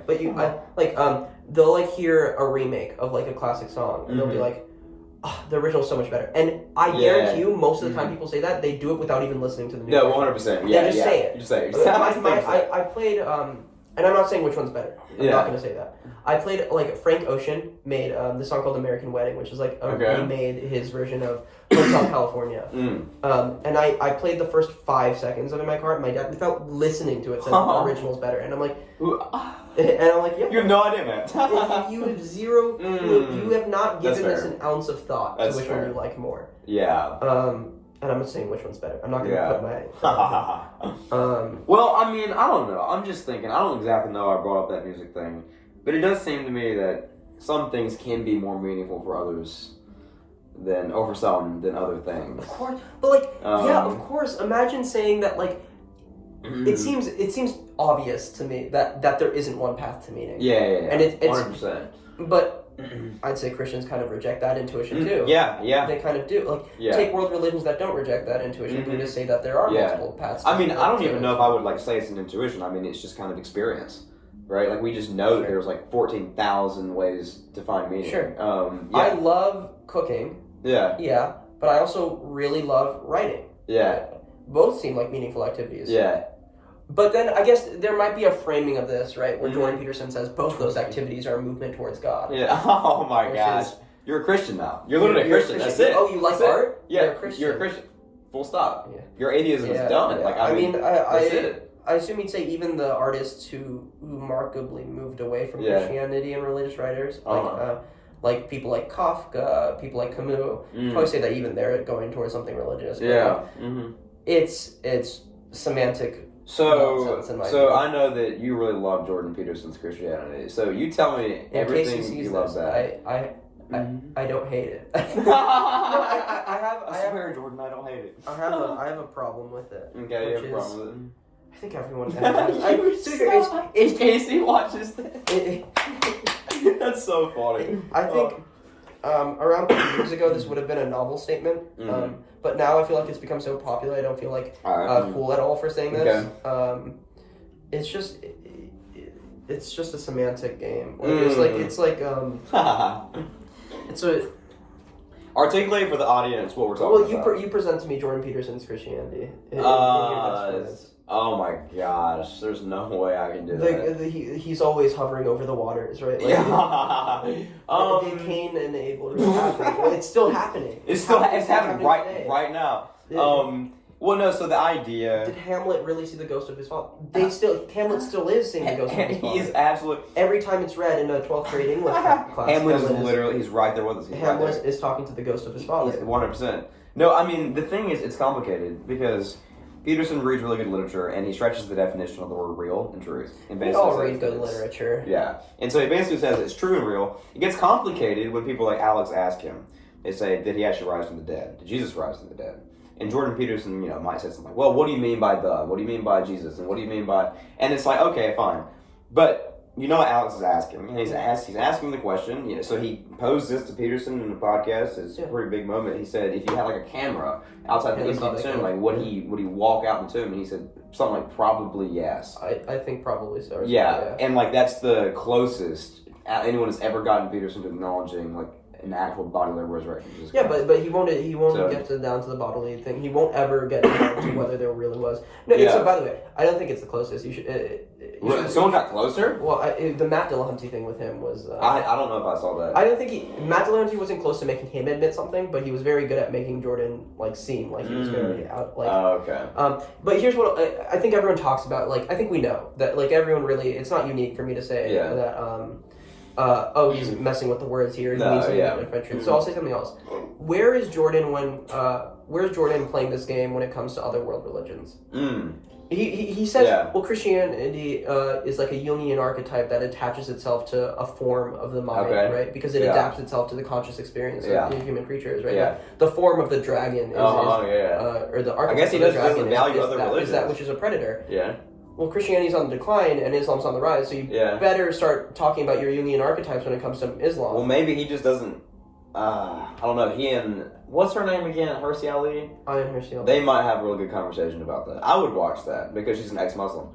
But here's what I think: you can't play this game by saying, "Oh, Christianity is super it attaches these archetypes to the human mind. The stories are profound because look how many believe in it. That's not a trivial thing, right? Look how inspiring these stories are, and then not apply it to every other story, which is just as inspiring and powerful. I mean, 100%. Why talk about just the Bible? Why? I guess it's just a cultural icon. Why not talk about the Bible? I mean, I don't know. Yeah, but you can talk about the Quran too in the same way. But it shows something. You're not interested just in the literary, metaphorical truth of the thing. You're interested in something else about Christianity. Yeah. Which is, I don't know what it is for Jordan. Do you think he's right about Christianity? What does that question mean, I guess, right? No, I don't think so. Because if he really does think Jesus walked out the tomb, I can't say that. No, okay, so I don't know if he actually thinks that. Well, Jesus is still walking out the tomb. He's still, right now, as we speak, in the Middle East. Oh my gosh. Yeah, he's walking all around us. It's ridiculous. I'm going to open the door and he's going to be right there. What's up, man? How you doing? Save me, please. Would that be enough for turning you Christian? Well, probably not, because I'm gonna think it's like some guy named like Frank or some crap. What if he walks through the door and said, "I've been watching this conversation from heaven," and he just repeats it perfectly, and we go back and listen to it, it's exactly perfect. Yeah, and your thing gets the recording, and you play back the recording later, and everything that he says is in Hebrew. Is an ancient, or is in like an. We freaking watch the video. His face is there the whole time. What the freak? You play back the video. You can't see him, but we understood him in English, right? And then you play back the video later, and it's in Hebrew. It's him repeating our conversation in Hebrew. Would that be enough for you? Would it be enough for you? That's a good question. Would it be enough for me? I reckon it probably. I reckon. No, the thing is, I probably would become spiritual. You would become spiritual. I wouldn't become Christian. I would become spiritual. What would it take you? I kind of I think it feels like a cop-out, but it also feels so good. The Matt Dillahunty response to this. What is his response? Which is I don't know what would convince me, but God knows, and you could do it. Such a cop-out. You could do it anytime you wanted to, which is true. And that's true. But what would convince me?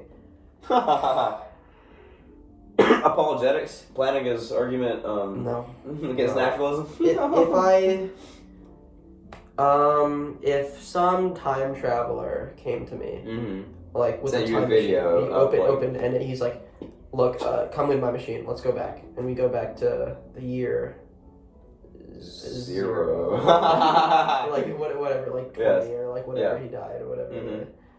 And I see him walk out the tomb, and I talk to him, and and then I go back. That probably wouldn't be enough. I'd probably be like, "Oh, he rose from the dead. Maybe devils are real. Maybe I should maybe like he's evil. I don't know." Why is that? Why is that you would not believe? This is so I don't understand why this isn't the case for why they don't think like this. Yeah. If supernatural things are on the table, like anything kind of goes, right? Yeah. If it is on the table that a guy rose from the dead, where the hell do you have? What method are you using as a physical lesser entity? Yeah. So maybe how many stories have you read of those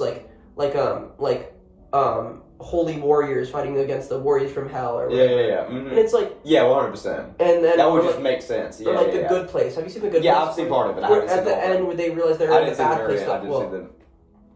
All right, guys, you just spoiled the Good Place, guys. Oh my gosh. Oh man. Well, anyway, there's no So the second you're in a situation where there are things at play, forces at play. Yeah. What method are you using? And you're like, well, I just trust the word of the guy who rose from the dead.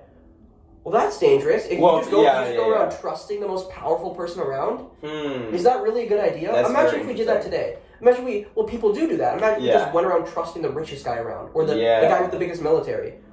Seems a dangerous game to play. But how do you know he's right? How do you know he's good? How do you That's kind of fair. And people, and also people are like, well, Jesus did good things. His whole life he lived like a.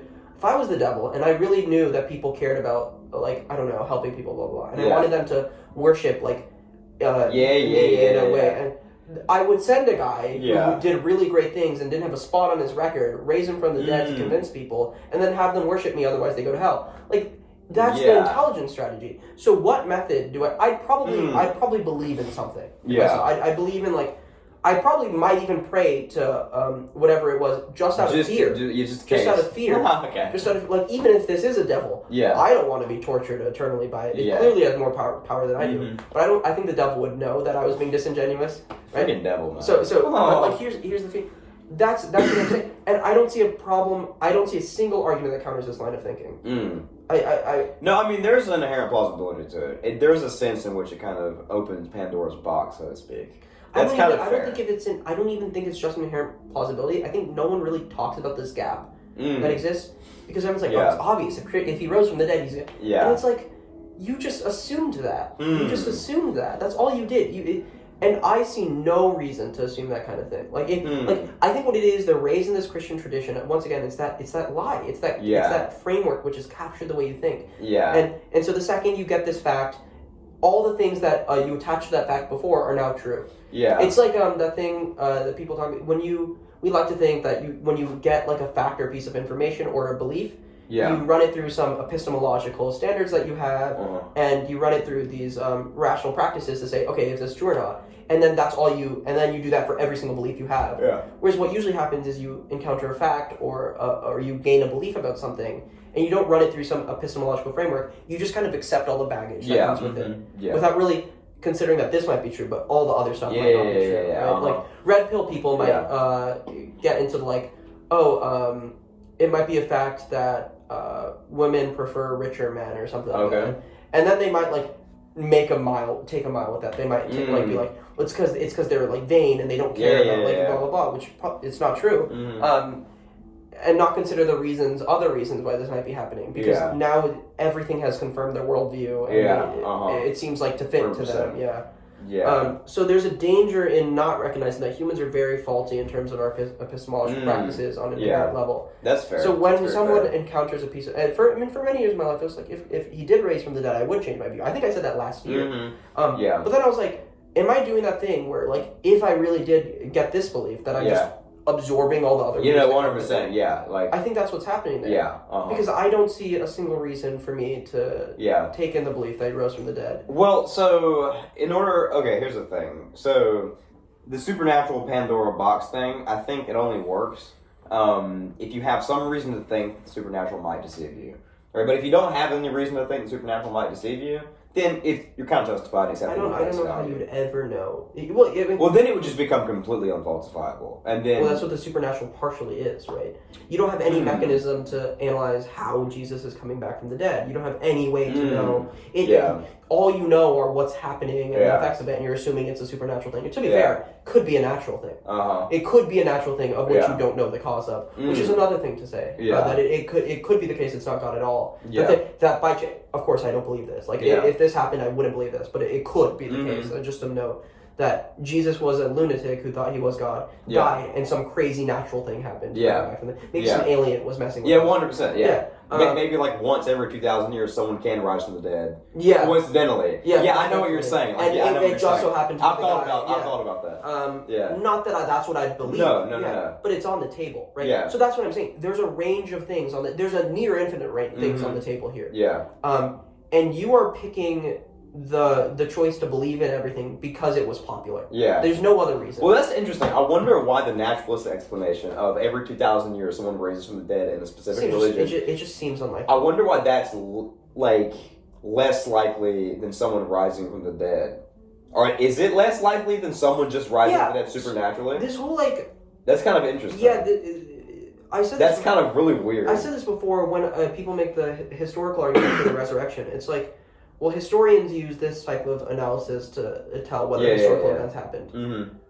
Well, clearly historians don't use this process to establish supernatural event happens. Because there aren't historical textbooks going around saying, like when in AP history class where it's like, and then there's a guy named Jesus, and he went around saying he was God, and he died, and then he rose from the dead. They don't say that. No, they all say he claimed he rose from the dead. So clearly, what historians do has limits. Clearly, there's clearly you can't apply. But people say no. There is the standard that historians use, which is, by the way, just an appeal to authority.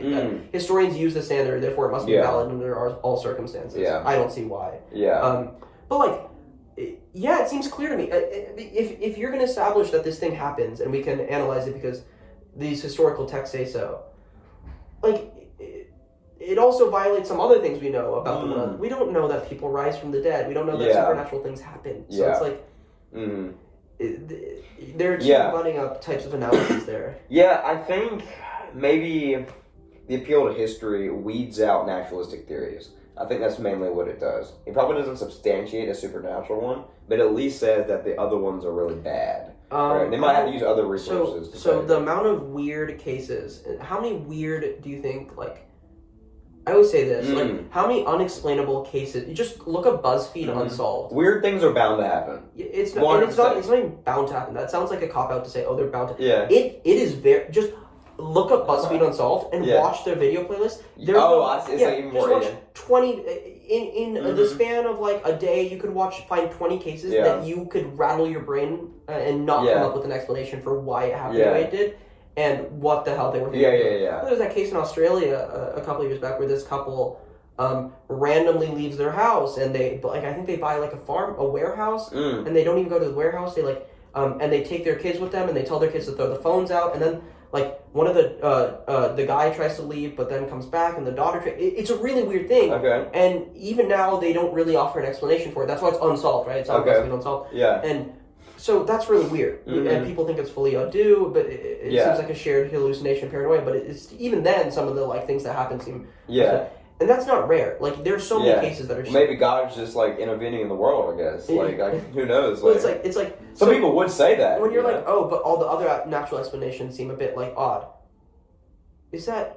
It seems to be the case that, but your explanation's weird. Well, but also, if anything was gonna, if in my view, right, that Christianity is a sociological thing that happened because of maybe something happening that people, these words from the apostles maybe provide meaning. It seems only a weird thing could get people to believe in a completely so it's expected. It's expected that of course the founding of the religion started with something really weird, a really weird event that they couldn't explain. Is that not the case with every religion? You don't think? I remember that the Greeks probably founded their religion because lightning seemed pretty weird. That's interesting. That flood seemed pretty weird to the Egyptians. For the Hindus, various things seemed weird too. It seems that weird things we can't explain always seem to be the foundations of our world. That's interesting. To explain away these events. That is very interesting.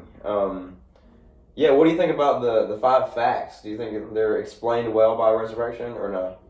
Tell me the 5 facts. So, I don't know. There's not just 5 facts, but, there's a few. By the way, the ones where the apostles died for their... Yeah, that would be one. As far as I know, and I could be wrong about this. I'm not the relevant scholar. I don't look into this that much. Yeah. Spend more of my time with politics and politics school. and Donald Trump. And video games, actually. Video games? Yeah. My freaking craft, bro. Get on it, man. Here... So I'm pretty sure only 2 of them were confirmed to die for what they believed in. Okay. I'm not sure. The rest is just a matter of church tradition, which what a source that is. There's a whole bunch of it could. I had this conversation with James, and it's at some point it sounded to me like his claim was like, but a bunch of people said they saw him, and I was like, okay, cool. I gave this thought example to him. I gave it to him, and he's which is.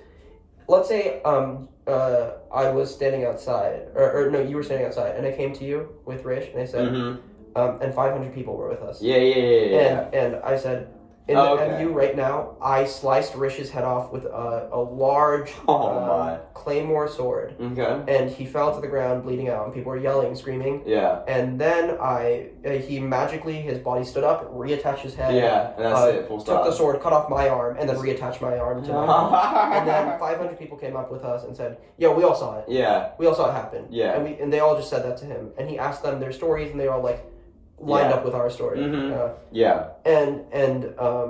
But now imagine they would all get expelled if they told a lie or something, right? Yeah, sure. So here's and then it's whoa, wait, what? Why? I don't know. I asked him that, and he was like, "Well, yeah, I probably believe." But then I asked a bunch of other people, including Christians, and they were all like, "No, I still probably wouldn't believe that." Yeah, yeah, that seems pretty weird. Yeah, but. The fact that people die for what they believe in. I mean, I think it's 6 out of 10 people hear or claim to hear and see voices of their voices or images of loved ones after they die. Maybe they do. And so a lot. Maybe they do. Who knows? Who knows? I've yet to see it scientifically verified. Yeah. Isn't it weird that 6 out of 10 people experience this, yet none of them have been able to provide any sort of verification that it's happened? Yeah. That's kind of weird, no? Maybe they're invisible to cameras. Who knows? Maybe the pink uniform behind your head it can't be touched, can't be seen. It's just invisible, man. You are the only one in contact with the real world. Yeah, maybe. I don't know. You finished your thought though. So, so it's so Christians will say this thing the apostles spent so much time with him. Of course, they know if it wasn't him, right? Well, maybe they also spent so much time with him that they were so devastated by his loss that they made up anything, or maybe they did lie. Maybe they did lie. Yeah. How would you know that they didn't go to death for a lie? Yeah. Or maybe they were honestly mistaken. Maybe they thought he came back from the dead. That's probably what it was. They were honestly mistaken. Look, this is an event that happened 2,000 years ago. Yeah. That's fair. Yeah. We know so little. What I was gonna say about the 500 witnesses, though, the point that I made was that you don't have any first-hand testimony from them either. Well, the thing is, there would have been consequences if they would have been wrong, right? And I don't remember the exact details, but basically, what was it? Paul was saying that 500 people saw these apparitions or whatever, and he said you can go and ask them. Basically, meaning if. Or they can show you. I don't remember what it was, but there would have been a consequence for being wrong. So, yeah, which kind of seems to suggest that they were kind of right. And then more questions asked. Were they given a chance to recant before they were put to the death for belief? If they weren't, then it doesn't even matter if they would have recanted. Yeah, they would have died anyways. Yeah. There's a lot of itty bitty details there. Maybe one of the women took Jesus' corpse and paraded it around in a Mrs. Doubtfire scenario. Yeah, I've never seen Mrs. Doubtfire. I've never seen that. Yeah. They parade the corpse around and they act like it's alive. Oh, interesting. I don't know. There could be many. Yeah. Maybe some guy who just kind of looked like Jesus was walking around. So if Jesus did really have a beard and long hair, it's hard to identify facial features with a big scruffy beard and long hair. Maybe there was a guy who just kind of looked like him with big beard, long hair. Yeah, and that's very fair. I don't know. kind of circling back to the question, like, is there anything? Don't answer, I don't know. Is there anything that would convince you? Is there a thing? Of Christianity wholesale? Yeah. Certainly there would be a thing. Okay. Let's say I get astral projected. Astral projected. Like God, like, I don't know. Right now, suddenly, time freezes. The music in the other room stops that I can finally hear. You just, like, everything goes kind of great, and you kind of morph into Jesus, and you're like, my child, whatever. You touch my forehead, and I, like, kind of, like, ascend over earth, and I'm seeing things happen that I shouldn't be seeing, and I can verify later that they're true. Yeah. They did happen, right? Like, yes. That's interesting. I see my mom, like, what's for, like, cooking something for dinner, doing something, and I asked her about it later, and it really was what she was doing. And he goes, you see all this, right? Yeah. And then he, like, shows me the Trinity in some sense. I experience great awe and gratitude and loveliness. Well, so, like, the next day, would you not say something like, oh, that whole day was a hallucination? That's the thing. If there were, the key would be there, like, if there really were enough things that, like, God showed me that I could confirm. Right? Like, but the thing is that the confirmation would be hallucination as well. Well, you know what I mean? What do you mean? Like, right, so let's say that God told you that your mom was doing something in the kitchen and you found out she was, whatever. Sure. But, like, let's say that God telling you that and her cooking the thing in the kitchen. A coincidence? Both were hallucinations. Like, neither happened. Like, actually. Yeah, but if the next day I wake up and ask my mom and she was like, yeah, I did do that. Yeah. Yeah, that's what I mean. Yeah. Like, if there were enough of those kind of things, then probably. Yeah. Yeah, probably. There's still a strong hallucination case on the table. Yeah. But that's what I'm saying. If it was just like the mother dinner thing, I might think I got, like, lucky and, like, I was hallucinating. Maybe my mom, like, told me and I forgot. You know? But if there were enough things, right? Like, I don't know, like, Bashar al-Assad is alive and he's hiding in Moscow and it's going to come out tomorrow. And I'm like... Well, so I'm wondering about personal experience. Do you think there's a personal kind of experience that you can have that I think that was a personal experience, to be fair. Well, I mean, maybe that wasn't a premise. Well, so, like, not like an evidential thing, but, like, something that maybe is really meaningful to you or something weird, maybe. I don't know. No. I've had things in my life that I can't explain. I've had conversations with Rich. Oh my gosh, this is so weird. That I've, like, been like... Tell me one. Tell us one. Go. You got into Harvard, by the way. This is ridiculous. This is so ridiculous. Is God trying to talk to Aunik? I'm trying to think of which one I wanna share. This is so interesting. I'm gonna sound like crazy. I'm gonna sound absolutely crazy. But this was this year or last year. It was late at night, and I was driving down, like, an interstate, and there were, like, 2 cars, like, in front of me, I think, and there was, like, a weird... This is, like, a UFO crazy type What thing. the freak? Like, I swear I saw... But here's... Like, I don't believe in UFO, like, aliens or whatever, but, like, it was, like, a net of, like, lights, kind of, like... I don't know how to explain it. It was, like, imagine, like, a net, but they were, like, lights, and it's, like, shimmering really fast. Okay. And then, like, there's, like, a loud, like, vibration in my car, and it's just, like, a kind of, like, noise, and it, like, immediately, like, away. And, like, the cars in front of me, like, pull over to the side, and it's, like... and they pull over to the side, and I'm like, what's going on? What, bro? An alien just abducted you, man. Oh my gosh. But, like, I can't explain that. It was probably something. It's God.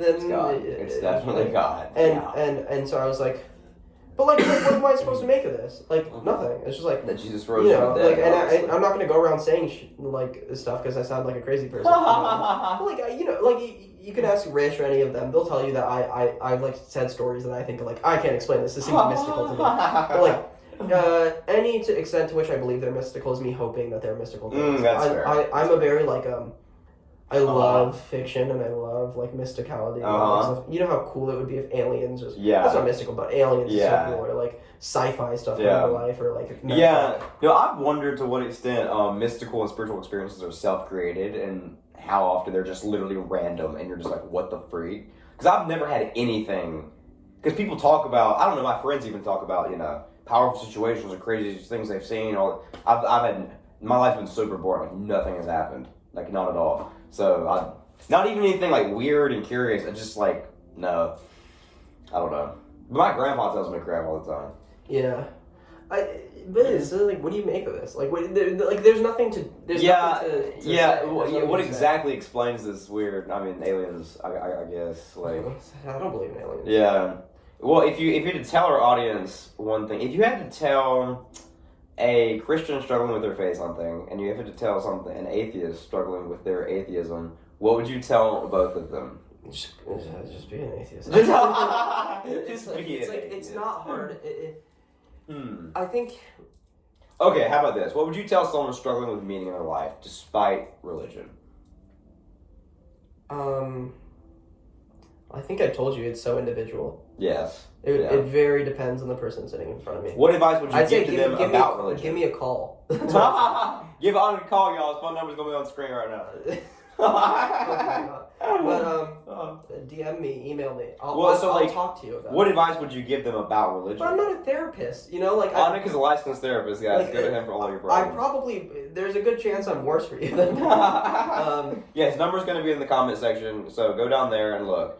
So, yeah, he has a TikTok and everything. So, he's a Donald Trump supporter, too.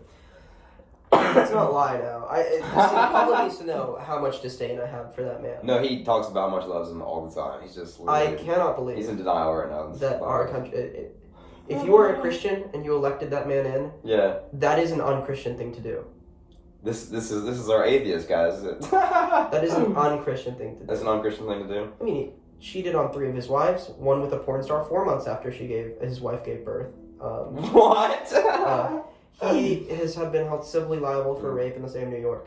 He has said stuff like, when they're rich, they let you do everything you want. You can grab them by the pussy. He said he has bragged about spying on underage girls. And hey, all my conservative friends, come and tell me, and I'll set a debate up with Aunik. I'm actually down. He's down, all right? Down. We're going to do a call-in show, and you can all call in. Politics is way more than... Politics, I'm so apolitical. It's so bad. Oh, my gosh. What should I do to get more political, Aunik?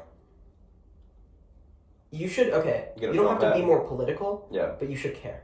You should care. Man, I should. No, 100%. I think I do care in certain contexts. So when we talk about philosophy and religion's on the decline no matter what Wade and Aunik say in this room. Yeah, that's fair. But there's a real, and it doesn't really, at the end of the day, it's happening. Like, you can't really stop it. Yeah. But there is a real thing in which we can engage with the civic system, and it really does affect people. 100%, It really does. There are gay people who are married who are noticing that people like Ben Shapiro and Charlie Kirk. And it's kind of maybe a threat to their... It's even greater than that. There are real threats to secular people around the U.S. when Oklahoma puts the Bible in schools. There are even threats to working class people who think that Trump will be great for them when he proposes things like, we don't have to get too economic, take the floor on it. when he proposes things like tariffs. There's... And people hate the whole DEI conversation. And I don't necessarily support DEI, but ignore the ideological DEI is bad, equality of outcome, blah blah. Ignore that for a second and think about what it means to so many 8-year-old, 12-year-old little girls out there who maybe have grown up with a penchant for arguing with a parent who's a lawyer, or have grown up with a penchant for politics and want to get into it, or have grown up wanting to be someone to make change in the world, and seeing that the woman in this election, who has served in all 3 branches of government, and has a real political career, losing to a man who is not just oh my gosh, this is interesting. Who is not just divorced from politics, but he is it's antithetical to politics. But by the way, not just a woman, but a woman of color. Lose to a man who makes xenophobic statements, or at the very least, even if you don't think he's xenophobic. He certainly lies about groups of foreign. The Haitian thing was a lie. He pulls up a comedian on his thing and calls Puerto Rico an island of garbage. Donald Trump, bro. And so imagine watching those girls watching someone lose, and he was held civilly liable for rape. It seems an attack on who you are. And that's not trivial. That's a real thing. I remember I did robotics in high school, and I remember thinking. It was a real thing that women probably were less likely to join because the space seemed very male. Right? That's fair. That's a problem. And it's not that women wouldn't join. It's not just equality of outcome there. It's not that women wouldn't join. It's the fact that they don't want to join, not just because they're barred systematically. It's because of course you feel uncomfortable Yeah, going no, into space. socially, it's just like, that doesn't make, 100%. and it's not just men. Like robotics is also very like nerdy, kind of like sometimes very edgy men. Like if I'm being honest, like maybe not the best, like most caring. But you know what I mean. Okay. So like there is an argument to be had that like imagine how many. Just forget about DEI as like a political talking point. Imagine what that looks like to girls around the country, and to say that his personal character doesn't matter. Say that again to the girl who watches the rapist win over the woman. No, that's actually, I've never heard that point made before, but that is very interesting. Yeah, and I say this, I'm not particularly left leaning either. There are many white men I'd vote over Kamala Harris. Many white men. Yeah. Many Republican white men. It's purely a combination of who Trump is, his policy, and what he represents for the American people. Yeah, that's very interesting. Is Donald Trump a Christian, Aunik? No, of course not. His favorite verse is 1 Timothy. He LARPs as a Christian. There's a clip of him, and they asked him, what's your favorite? I think it's what's your favorite verse or something. Or that's what I was going to say. Well, 2 Timothy or whatever he's that. He or what was it? He's like, what's your favorite gospel? I think he responds with, I love both testaments. I love the new and I love the old. Love the new. I love the whole Bible. I love all of it. I think every verse. I don't think any smart Christian, even if they have a good reason to vote for Trump, which I don't think they do, but like ignoring the other reasons, should know that he's not a Christian man. Christian men don't cheat on their wives 3 times. Well, okay, maybe they do. Yeah, they're certainly not good Christians. That's fair. I mean the party of family values, am I right? The party of family values. Man, our conservatives come on here and debate on it. Glad. Oh my god. It's he actually will literally debate. So like, I think I'm much more confident debating conservatives about politics than I am debating like James on religion. Yeah, no, that's very fair. What would you... Okay, so I don't like the questions that I asked you earlier, so I'm going to ask different things. So what would you say to the Christian telling the atheist that they don't have meaning in their life? And what would you say to the atheist considering Christianity as an alternative? As an option for me? Those are 2 better questions. I like those. So in the first case, right? Yeah. So imagine a Christian person tells me, you don't have meaning in your life. Or you have no grounding for meaning, or you could live a much more than meaningful life. Yeah, I mean, why do you think that is usually what I'd ask. But even if I wouldn't be interested, I think I don't think it's a claim without any reason to think what you're thinking, right? Like, if a Christian says that to me, I can just say back, well, you apparently do have grounding. I don't think you're living a meaningful life. And then what do they say? We can both throw these claims at each other. You have no meaning. No, you have no meaning. Yeah. I do think Christians, a lot of them have meaning. I think they do have meaning. I think a lot of it comes from community. I think some of them... I think it's even possible to derive meaning in a false thing. No, 100%. Yeah, that's true. It could, but here's the danger. I think they could be living a much more meaningful life, doing things that are much more worth their time. Right? Providing more meaning, I suppose. Yeah. I think they could be doing something much greater with their lives. I think they could be, But like a Christian who spends their whole life kind of not focusing on their career, doing the bare minimum, but thinking, look, I focus on Jesus at the end of the day. It's like, probably, you don't really, probably. Yeah, that's for sure. And probably would live a half of your life focusing on an aspect of their career that could help other people. Maybe 100%. Yeah, and so I'd say, do you really think that... I'd probably give the example of, when you tell me I don't have grounding for meaning, I just don't care. Like, so what, man? Like, I know it's meaningful. I don't even know why it's meaningful. Well, and even like, it's like, okay, so you tell me you don't have a grounding for meaning in my life, right? And I'm gonna say cool, but I'm never gonna think about this statement when I'm doing something I love. Never. 100%. Your words will never ring in my head. Ever. And in fact, the only words about meaning that matter to me are my own. And isn't that interesting? What defines the meaning for most of us are our own voices in our heads, because it might have something to do with who we are, and less about that's interesting. What what humans are, or That's very interesting. What is true about. What if they told you that you could access greater depths of meaning through a certain religious worldview? You know, to be fair, I have thought about this. I have had experiences that I feel great gratitude towards things. I've had experiences musical experiences where waves of emotion. What if that's just a taste of what you could have? Yeah, that's true. Maybe there is spiritual experience on offer that I am missing out on because I've never felt the true. I stood in churches listening to music. I've listened to sermons, and I've never really felt anything. I feel more going to a concert. But, maybe I am missing out on something on offer. But they could. The thing is, they could be too. Right? That's fair. That's very fair. They could be too. Maybe this thing it just tastes a whole lot better when you get rid of the extra salt. Like my plate has like a pinch of salt on it, and theirs has 10 pinches of salt on it. Yeah. And I'm like, wow, this is really good. And they're like, well, you don't know how good mine is. Yeah. And I'm like, well, you don't know how you just. Well, to be fair, the nature of meaning, it's not like pleasure and dopamine. You know what I mean? Yeah. So I suppose the more meaningful life would be the less salty one, and you'd be having the one with the more salt. You know what I mean? I don't. Maybe. I don't know what you mean. Maybe. Because they're the one. So I feel like say they have something I don't. It's not gonna be like they're gonna have so much profound experience. If anything, it might be like a lack of negative experience or something like that. Oh, okay. You know what I mean? Okay. I don't know. There's something to think about. It might be the case that ignorance is bliss. But try selling that to them. Yeah. When they say that to you, like, oh, I experience less negative things, and you go, well, ignorance is bliss. Oh, my gosh. They'd probably be like, I'm not ignorant. Oh my gosh. Well, I'm like, well.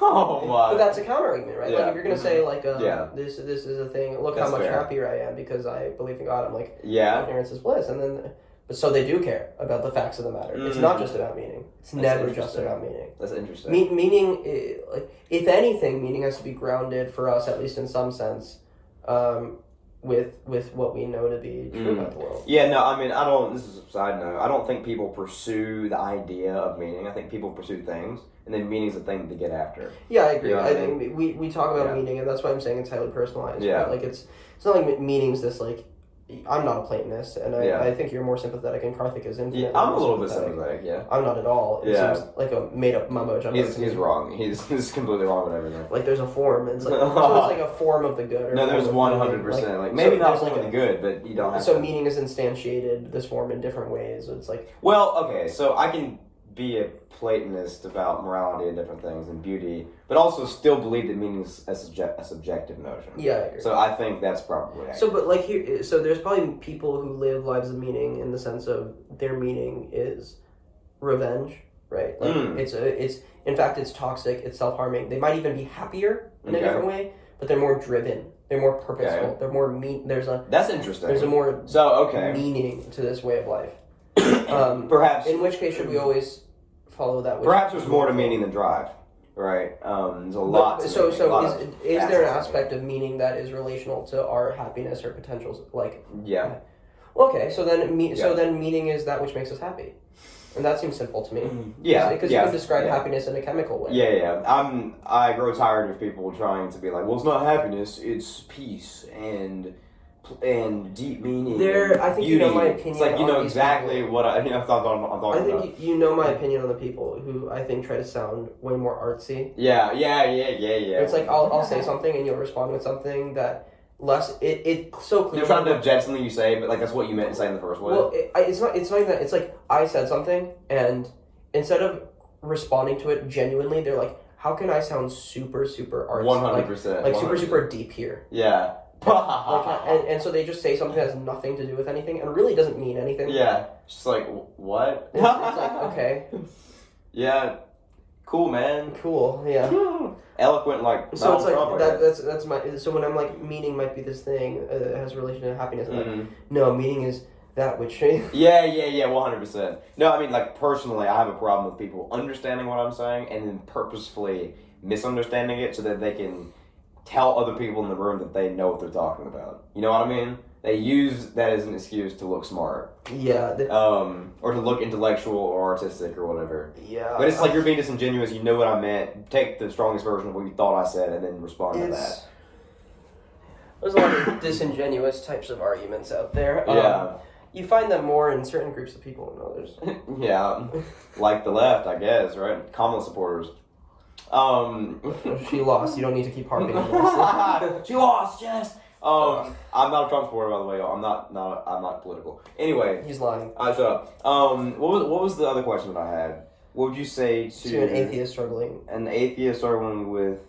Or considering some kind of religion because their lives are genuinely missing something and they can't find the thing that helps their life. Maybe missing something's not the right way to say it. Maybe their life lacks direction and North Star. I don't know. Maybe they just don't know how to get themselves up. This is a question that is highly individual, but like in a general sense. Okay, there is an atheist who lacks direction. What about Christianity do you think will solve that for you?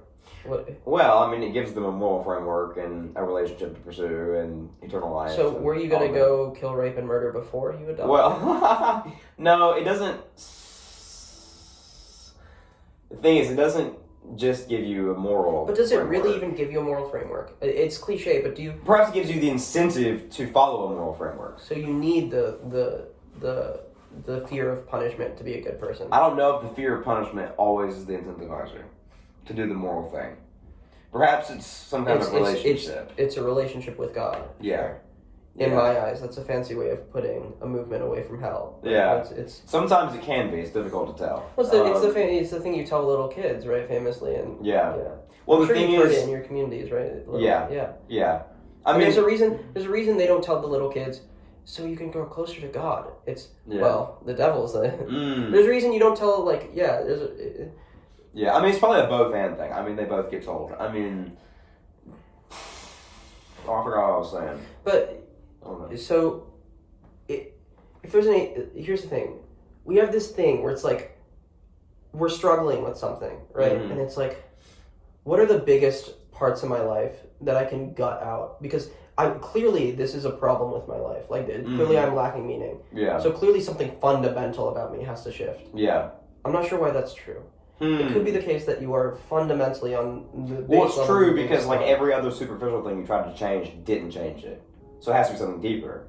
Maybe your identity as an individual. I rarely think that's true. That every single thing that they tried was a... Well, not every single thing, but at a certain point, you just gotta go deeper. We should outline, by the way, that this makes up, in my opinion, a minority of people. There's like this argument that atheists are having a meaning crisis. I don't necessarily agree. Okay. Or like, I think people are having a meaning crisis. Yeah. Imagine a person who... usually what these people look like are people who have struggles getting out of the bed in the morning. Right? They don't really have lots of friends. Yeah, they have dreams, goals, values, but they don't take any steps, or they don't know how to do it. Yeah, right. I think we've already found the problem. Yeah, I think everything we just said the problem, and nothing we said there was about God. Yeah, man, I wish I could pin down what about, because it is the case that Christianity does do things for many of my friends. Right, it does give them the tools to follow the values they know that are right. It literally gives them the ability. Yeah, to and do I think things like I think that. you. And I don't know what the freak that is. I think you have to remember my framework by which I view this is that these people are unfortunately ideologically possessed in a way where it might be the case. Possessed. It might be the case that they cannot have meaning without Christianity because that's the lie that's sold to them. Yeah. Right? In the same way that the Nazi after World War II is never going to get rid of his anti-Semitic tendencies. It's just it's not likely to happen. Yeah. And at some point we have to look at these people and say, so long as you aren't infringing on other people's lives, okay, it's okay. But just know that when your children come about, hopefully you do not enforce this ideological possession on them. Interesting. You give them a range to grow. Yeah. You give them a religion to discover for themselves what works. Yeah. Without telling them that without God you can't have meaning. Let them find that. If you really think it's a journey to find God, and if you really think that if your child is honest in his pursuit and that God will meet him where he's at, like if you believe all these things, then you shouldn't be worried. Yeah. You shouldn't be worried to raise your kid like this strict. You should be fine showing him other religions. You should even be fine not saying a single word about religion. There's a reason they're not fine doing all of that. Though. Yeah. That's very interesting. Because indoctrination requires a continuation. It take any society that was famed for indoctrinating its people. The first thing they did is take away books and reinstitute their own types of education. The first thing, they have a dogma that they need to believe in. And it is very hard to break away a dogma, especially one that you grew up with. That's why with so much of the population, it's not like I'm out here campaigning for the end of Christianity. It's me saying it's happening. You can hold on to it if you must, if it makes you happy. But the rest of us, we're moving on. And that's interesting. And if there wasn't any other, if there really wasn't meaning without Christianity, then society wouldn't be moving forward as Christianity declines. But we are. We put one foot in front of the other. I mean, perhaps an innovative society is evidence that there is meaning in the world, like 100%. I mean, what would you say to someone who's struggling with the meaning crisis, and they're looking at Christianity and they see the problem with evil, and they're like, oh man, this thing's off the table, okay. So I don't know what to do there. Let's say other religions, come on, the whole religion thing is not my thing. Try Hinduism. Right, try Hinduism. Try Buddhism. Try Buddhism, Look, I don't have a problem with people who say, I have an immense gratitude for my position in this world, how I came to be, and I experience an intense spiritual and mystical experience. And I need somewhere to direct this gratitude. I need that sense of spiritual. Go to church sessions and do whatever you need to do. You can even believe it's false and then go to like the Hindus do, and see it as like a philosophy of life. It's really weird. Like I'll go to like church sometimes, and like I'll feel something kind of meaningful, because I never feel something. Right. But no, I'll feel that sometimes, and I'm like, well, what if this is just what Christians feel? They just label it and they put themselves in the box. I'm like, I mean, can I just maybe like eat from their tree every once in a while and like kind of experience something very similar to them, but without all the baggage? I don't know. That's something I was. Well, it's what about Christianity makes it so it has a monopoly on spiritual experience? No, so that's another conversation. What about and that's by the interesting. way, what about metaphysics or non-naturalist ideologies as a chokehold on spiritual experience? No, 100%. I don't think either of them need to. No. Spiritual experience is a way we describe just that feeling, that feeling. And there's nothing about that feeling that seems to be non-physical. It just happens. It happens. Well, I suppose all feelings are not. It happens when people are high on LSD. It happens when people are at a concert, and that's not to trivialize it either. It's just it happens. It happens when people are creating really, and they're in a state of very like attuned. Flow. It happens when they're talking to their friends really late at night. It happens when they're driving and there's like the stars above and they feel intense gratitude for their place in this world.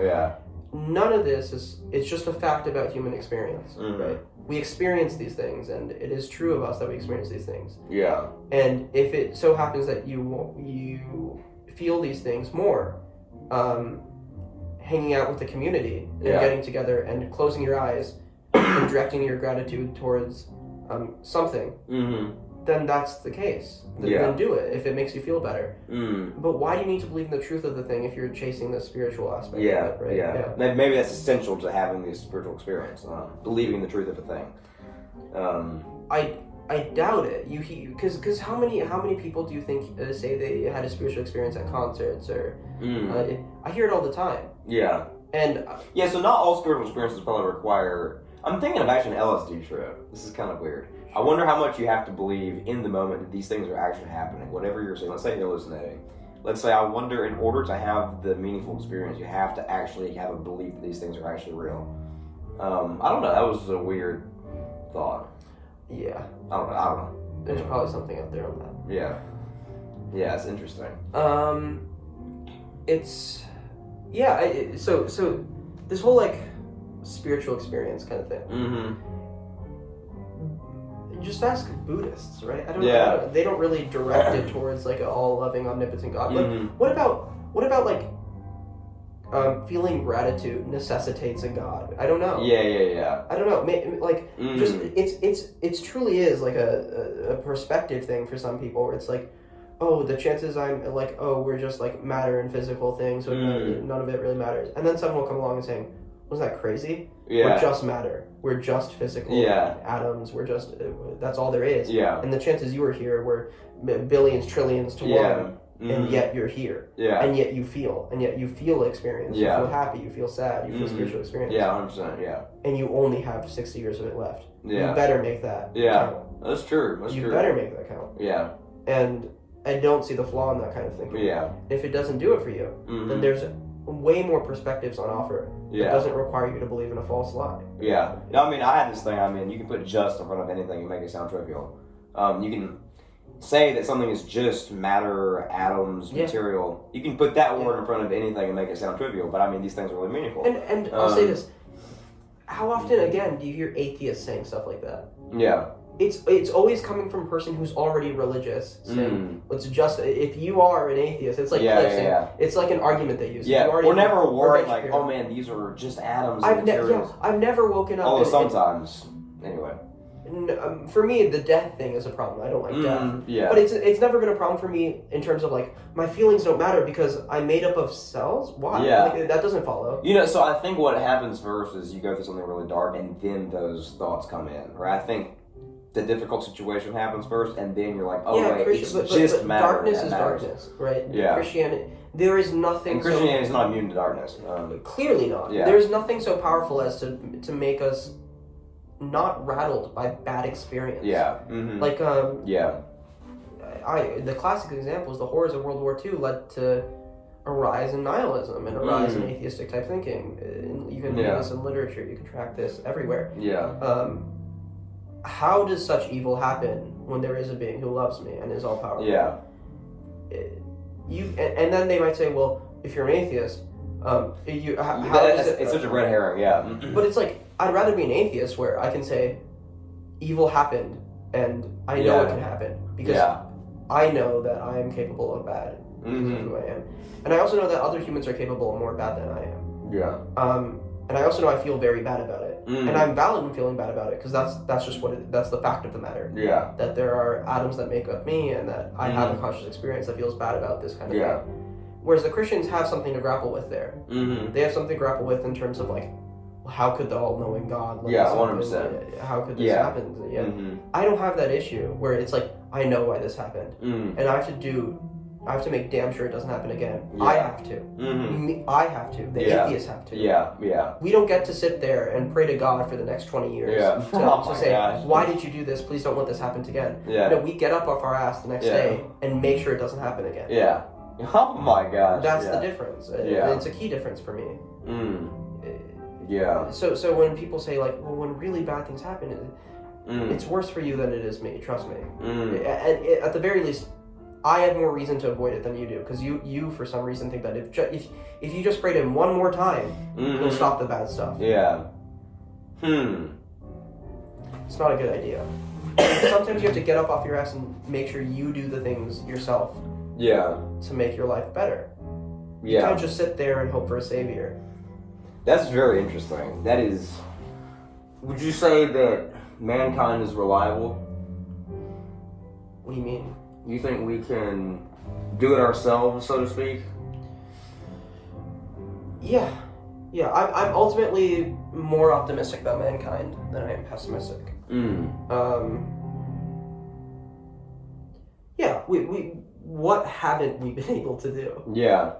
That's fair. That's very fair. We've made mountains out of molehills. And it's not even just that. We're going to Mars. We've made skyscrapers out of molehills. Yeah. Oh my gosh. Yeah. Just think like it is so. You could say, well, all we did was we just put a bunch of stuff together so I can talk to someone else. Like, that takes a lot of work, bro. Like go into a forest and look around you and imagine using the stuff around you. To talk to someone across the globe. That's pretty weird. And it wasn't just one guy who did it. It was a series of collective efforts. Not just by scientists. Also by the people who work on the farms, who fed the scientists. Also by the people who lead their societies. Also by the people who work in every single person in that society. Had some hand in the pot. and making sure we are where we are today, where infant mortality is at an all-time low, where people are happier than ever, where people can buy SUVs instead of sedans as compared to like 10 years ago. Yeah. Where we're able to have food from Japan in the U.S. We're able to learn about other cultures and even think about changing our religion to a culture that lives in a different part of the globe than us. None of that happened by humans saying, hopefully some other entity will do it for us. Hopefully if we just pray one more time, we just kind of did it. Like, we did that maybe for we did it with God's strength, I guess. And we didn't do it alone either. This whole like atheism requires atheism requires you to be like alone and like none of it matters. You shouldn't care for other people. Well, I mean, I don't know about you, but it doesn't matter whether I'm an atheist or not. I'd much rather live in a community of people who can work towards something. That's very fair. Yeah. And it doesn't matter whether I'm an atheist. I don't see why that changes anything. It's very fair. It's like it's ridiculous to me that we undermine like a lot of the progress humans have made, and you hear these people say humanity is stupid, humanity is dumb. As compared to what? Humans are quite literally the most impressive, the smartest. No, that's so true. The most moral species. The most moral species to ever exist on the face of this planet and anywhere as far as we know. I don't know a single other species that really genuinely cares as much as we do about getting rid of murder, homicide, and dealing with the poor and diseases and all that stuff. Making sure that we, cats will eat their young if they're hungry enough. I don't know a single other species, and just like every other species, we have a capability of evil. We are not all good, but if that's all we were, then we'd never get here. Right? If we were only evil, then John Locke never would have talked about natural rights. Hobbes' social contract would have been just a love letter to the monarchy and never an excuse to create something better. Oh my gosh. The founding fathers never would have had a Declaration of Independence. And not even just America's history, you can see like the Magna Carta would have never been established in England. The first founding text, I think, I forget what it's called, in Persia, which was a treaty in acceptance with its people. The idea that our leadership is in somewhat beholden to its people. We'd never have these movements, right? If we were all we were evil, or if even if we were majoritively evil. Right? Like, there's some sense in which are humans reliable? We're the most reliable things ever. We're the most reliable. Man, that's inspiring right there. That's something else. We're just as reliably faulty, to be fair. But that's true. But that's a good thing. If I imagine if we weren't reliably faulty, like you wouldn't learn from anything, I suppose. But that's what. Imagine if we thought all men were angels, and then suddenly someone came around that was a devil. It would destroy our society. No, 100%. That's what, because we know this about humans. We've created a government. If all men were angels, government wouldn't be necessary. Luckily. That's very true. What concluding remarks do you have for our Christians in the audience and our atheists in the audience and everyone in between? I think it's important to note that like the things I'm saying here is in discussion with like an atheist, right? So I'm excluding a lot of like types of argument. I'm not going to deal with every single analytical argument here. I'm arguing on a place of shared agreement. We both think this is like kind of false. Exactly. So now we're going to talk about our views about that false thing. So it's kind of like I'm harping on your religion. And you're like, well, you don't have a reason to do it. I have the ontological. You didn't deal with that one. It's chill here. You didn't deal with the ontological argument. Well, then come talk to me about it. Hey, his number is going to be in the comment section. And I am... that's a joke, but I'm not doing it. I am more interested in talking about politics with people. But religion is interesting. I think for Christians, it's like... There is more than one way to get what you think you do get out of Christianity. And there's this thought that I think Christians have that, like, look...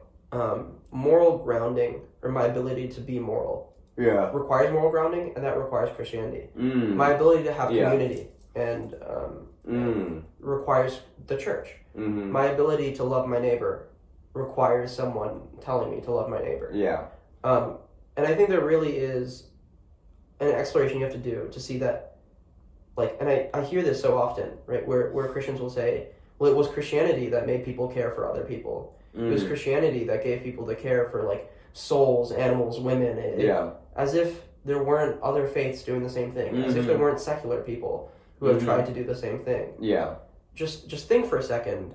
Do you really believe as a Christian that you are the only one in possession of the ability to do good and of the ability to find meaning in your life? Yeah. And if you do think so, look at the evidence which betrays you. Look at the mountains and swaths of people who have found meaning, who have done good. Yeah. Despite their lack of faith, or even the faith that isn't yours. And I think consider that maybe this conversation that we're having about this meaning crisis because of atheism is a conversation framed by a Christian worldview. And not one that's entirely honest. Yeah. 100%. Yeah. I think that's what I'd say. Well, Aunik, it's been very real. Thank you much, sir. Yeah. Yes. All right, I'm going to cut it off there.